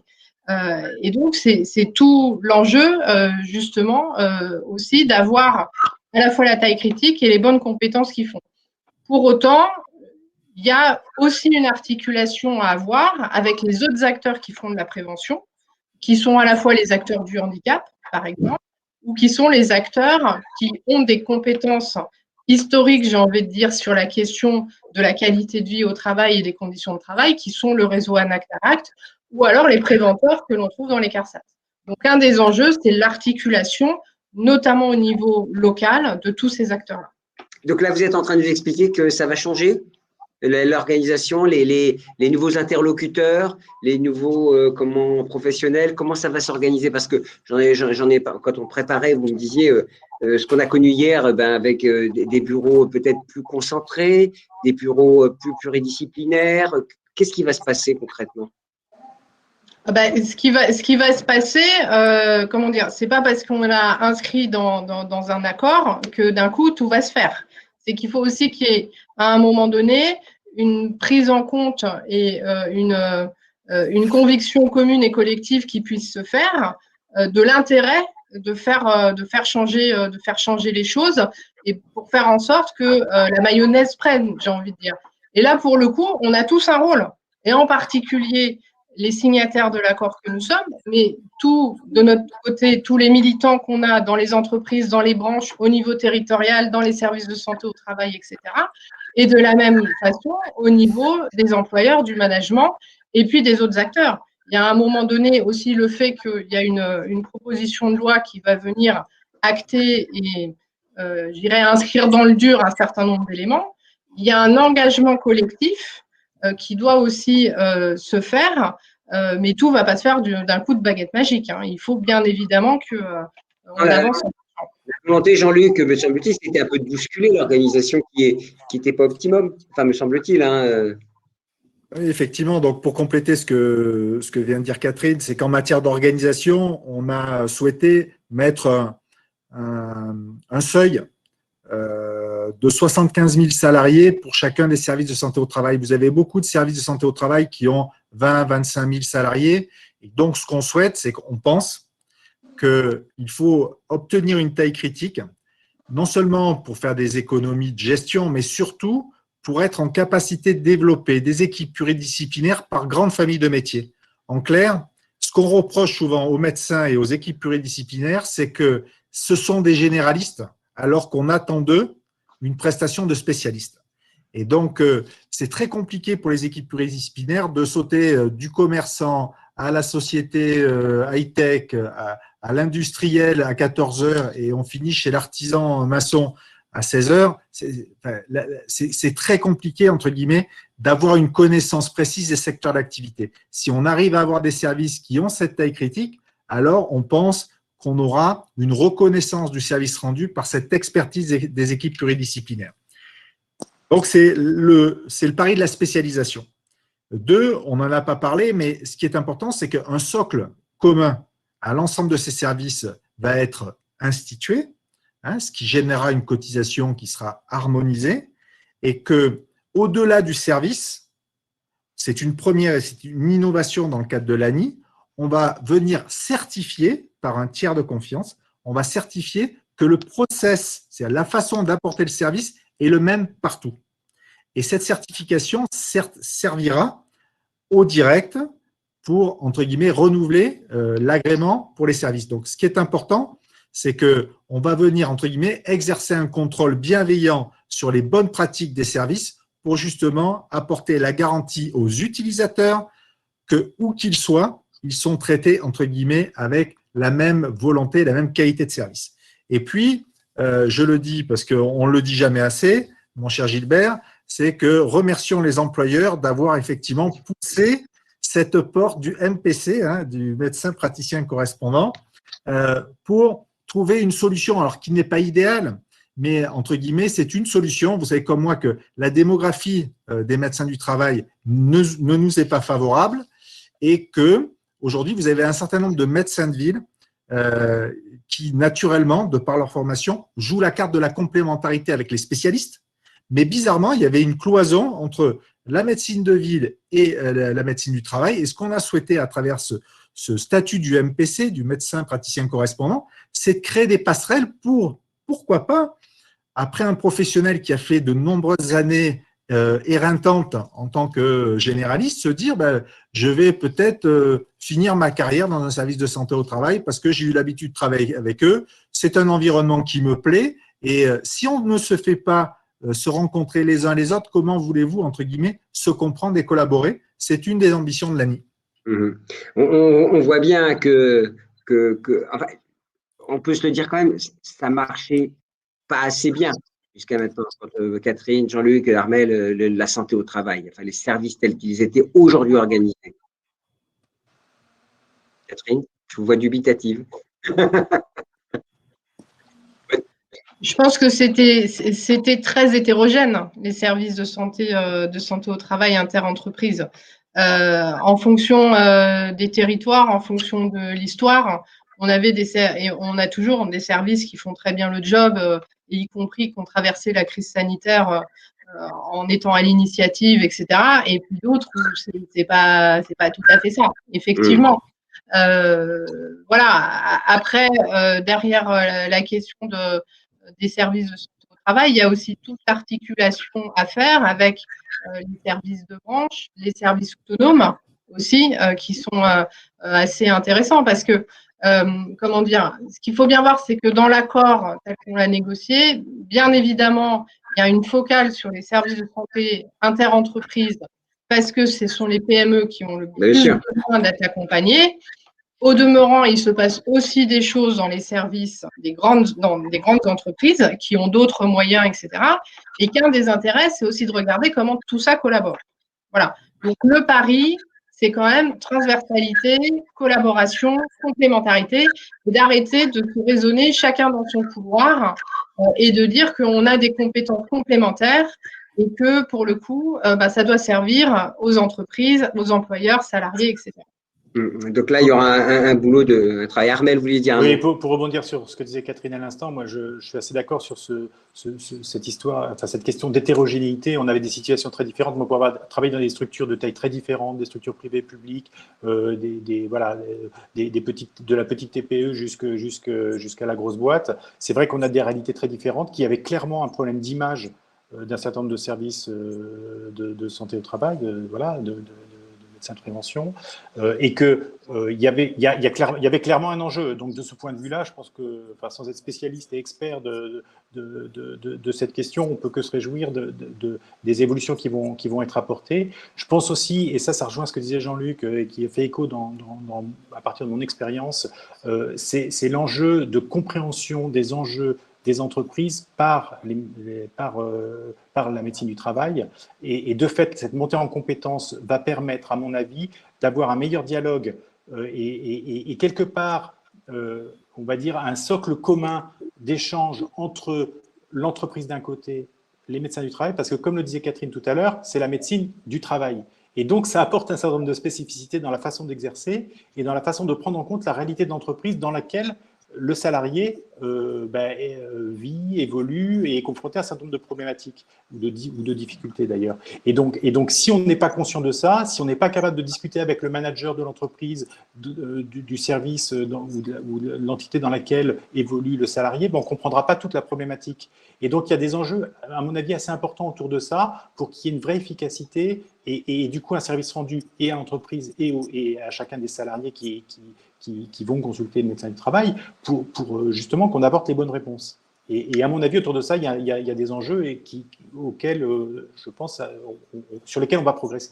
Alors, il y a un sujet aussi, moi, que j'aimerais aborder, vous allez me dire, parce qu'on aurait pu l'aborder avant dans la première conférence, je me permets de l'aborder avec vous, c'est qu'il y a un problème quand même d'attractivité de la santé au travail. Les médecins, ils ne se précipitent pas pour être médecins du travail. Les professions libérales, ce qui explique d'ailleurs qu'on l'a ouvert à la médecine de ville pour essayer d'avoir des compétences supplémentaires. J'imagine, je me place. Est-ce que vous avez travaillé sur cette attractivité ou il faut simplement revaloriser ce service, cette singularité du service, comme vous disiez, Catherine? C'est un sujet qui est malheureusement pas récent, la question de l'attractivité de la médecine du travail. On l'a pas traité en tant que tel dans l'accord. Au demeurant, quand on essaye de replacer le médecin du travail dans le service de santé pour qu'il soit à la fois spécialisé sur certains suivis de salariés, etc., mais aussi qu'il ait un rôle beaucoup plus global, j'ai envie de dire, de manager de l'équipe pluridisciplinaire, et puis y compris de regarder comment il peut collaborer avec les acteurs externes en fonction des compétences dont le SSCI a besoin pour répondre aux besoins des entreprises. Je pense que ça peut être un des éléments. Voilà, mais la question de l'attractivité, le parcours du médecin du travail, la reconnaissance, etc., elle est pas nouvelle. Je pense que ça passe aussi, ça a été montré depuis pas mal de temps, par la nécessité que le médecin du travail en particulier, mais son équipe de manière plus globale, soit en prise avec les réalités et donc soit dans une proactivité pour aller sur le terrain. Et très régulièrement, ce qui peut être aussi reproché, c'est le médecin du travail. Ah bon, moi je l'ai vu lors de ma visite médicale, mais autrement, je ne l'ai jamais vu. Il n'est jamais venu s'intéresser collectivement, quelle que soit la taille de ma petite boîte, à mes problématiques. Qu'est-ce qu'il peut m'apporter? Donc, il y a tout un enjeu aussi très pédagogique à refaire ce lien. Et je pense que le fait que les services de santé au travail, et d'ailleurs certains ont déjà pris l'initiative et anticipé, de dire dès qu'il y a une entreprise qui adhère, on va la voir, on explique, on fait des réunions collectives, etc., etc. On explique comment on peut aider. Tout ça, ça fait partie aussi d'une dynamique pour redorer globalement, j'ai envie de dire, la médecine du travail, le secteur de la santé au travail, qui, je le répète, intéresse le médecin du travail, mais qui embarque aussi tout d'autres compétences qui sont nécessaires au niveau collectif. Jean-Luc. Alors, pour répondre à votre question, mon cher Gilbert, je vais mettre ma casquette CFDT. Et la réponse, elle est simple. C'est par la qualité du travail. C'est-à-dire que la mission qu'on a dans cette réforme, c'est d'en faire des super spécialistes, des managers d'équipe. Et donc, je pense que un jeune qui se prépare à ces métiers de la santé, il va se dire le seul endroit où demain je pourrais manager des équipes, où je serai reconnu comme étant un hyper spécialiste, parce que les cas simples, on l'a vu, iront à la médecine de ville ou aux infirmiers en pratique avancée. Eh bien, c'est à travers la qualité du travail qu'on sera en capacité de faire la promotion de ce job. En tout cas, nous, partenaires sociaux, les seuls moyens que nous avons, c'est de travailler sur ces sujets. En plus, vous me disiez, en plus, ils sont bien payés. C'est même pas une histoire de salaire, c'est vraiment une histoire d'attractivité, là, purement. C'est ça qui est absolument incroyable. Armelle, un mot aussi sur l'attractivité. C'est un sujet sur lequel il faut travailler, parce que ça fait partie aussi de la revalorisation de ce service au niveau des entreprises. Ah ben on le voit bien. Alors, le CNAM n'est pas positionné sur la formation des médecins, donc j'aurais du mal à parler sur cet angle-là. C'est à peu près une des seules formations qu'on ne fait pas, d'ailleurs, dans les domaines professionnalisants. Mais clairement, la question du rapport entre l'attractivité des métiers, l'image, et puis du coup, l'appétence pour les personnes qui se forment sur ces questions à aller, et notamment du coup à aller vers la santé au travail, c'est des questions qui sont extrêmement fortes, mais je dirais qu'ils s'appliquent sur tous les métiers, hein, et on sait bien que certains métiers sont plus attractifs que d'autres, certains secteurs sont plus attractifs que d'autres. La question, c'est quel levier on a. Voilà, j'aurais peu de choses à rajouter à ce que vient de dire Jean-Luc. Alors, on y va parce que, comme je le disais, je me suis fait engueuler lors d'un précédent webinaire parce que je ne posais pas les questions. Alors, je regarde. Alors, très fort le MEDEF, bravo. Les psychologues arrivent, même si c'est encore trop timide. Alors, quid des branches professionnelles, quid des CCI? Les CCI, je ne pense pas qu'ils aient à faire. Les branches, est-ce qu'ils auront un rôle dans votre… Un mot rapidement, parce qu'on a très peu de temps. Catherine? Si Catherine Jean-Luc. Ouais, si Catherine m'y autorise, parce que je demande toujours autorisation avant de parler à Catherine. Il s'est passé des choses durant cette négociation qu'on ne veut pas savoir. Hein. Non, vous ne saurez rien. Et donc, si vous voulez, ce qui se passe, c'est que vous avez un certain nombre de branches professionnelles qui ont des services de branche. Et puis, en plus, nous, en tant que service Interpro, on a aussi besoin de l'expertise des branches, ne serait-ce que dans notre projet de ces équipes pluridisciplinaires spécialisées. En clair, on a besoin de tout le monde, mais les branches ont une vraie expertise pour l'évaluation des risques et les plans d'action qu'on peut conduire pour justement endiguer ces risques dans l'entreprise. Catherine, rapidement, mais je vous pose la question tout de suite, vous répondez aux deux, parce qu'il y a une question sur les TPE qui est très intéressante. Quid pour les TPE, hein, pour les aider avec un accompagnement pratico-pratique, qui peut les accompagner, voilà. Alors, je vais répondre, je vais faire effectivement d'une pierre deux coups parce que les branches professionnelles, pour compléter ce que Jean-Luc a dit, il y a aussi un rôle de dialogue social, de définition de ce que c'est que les politiques de santé au niveau des branches, au niveau des secteurs d'activité en fonction des risques spécifiques. L'accord reprécise que les branches ont un rôle à jouer en matière de documents uniques, justement, qui est la base des politiques de santé.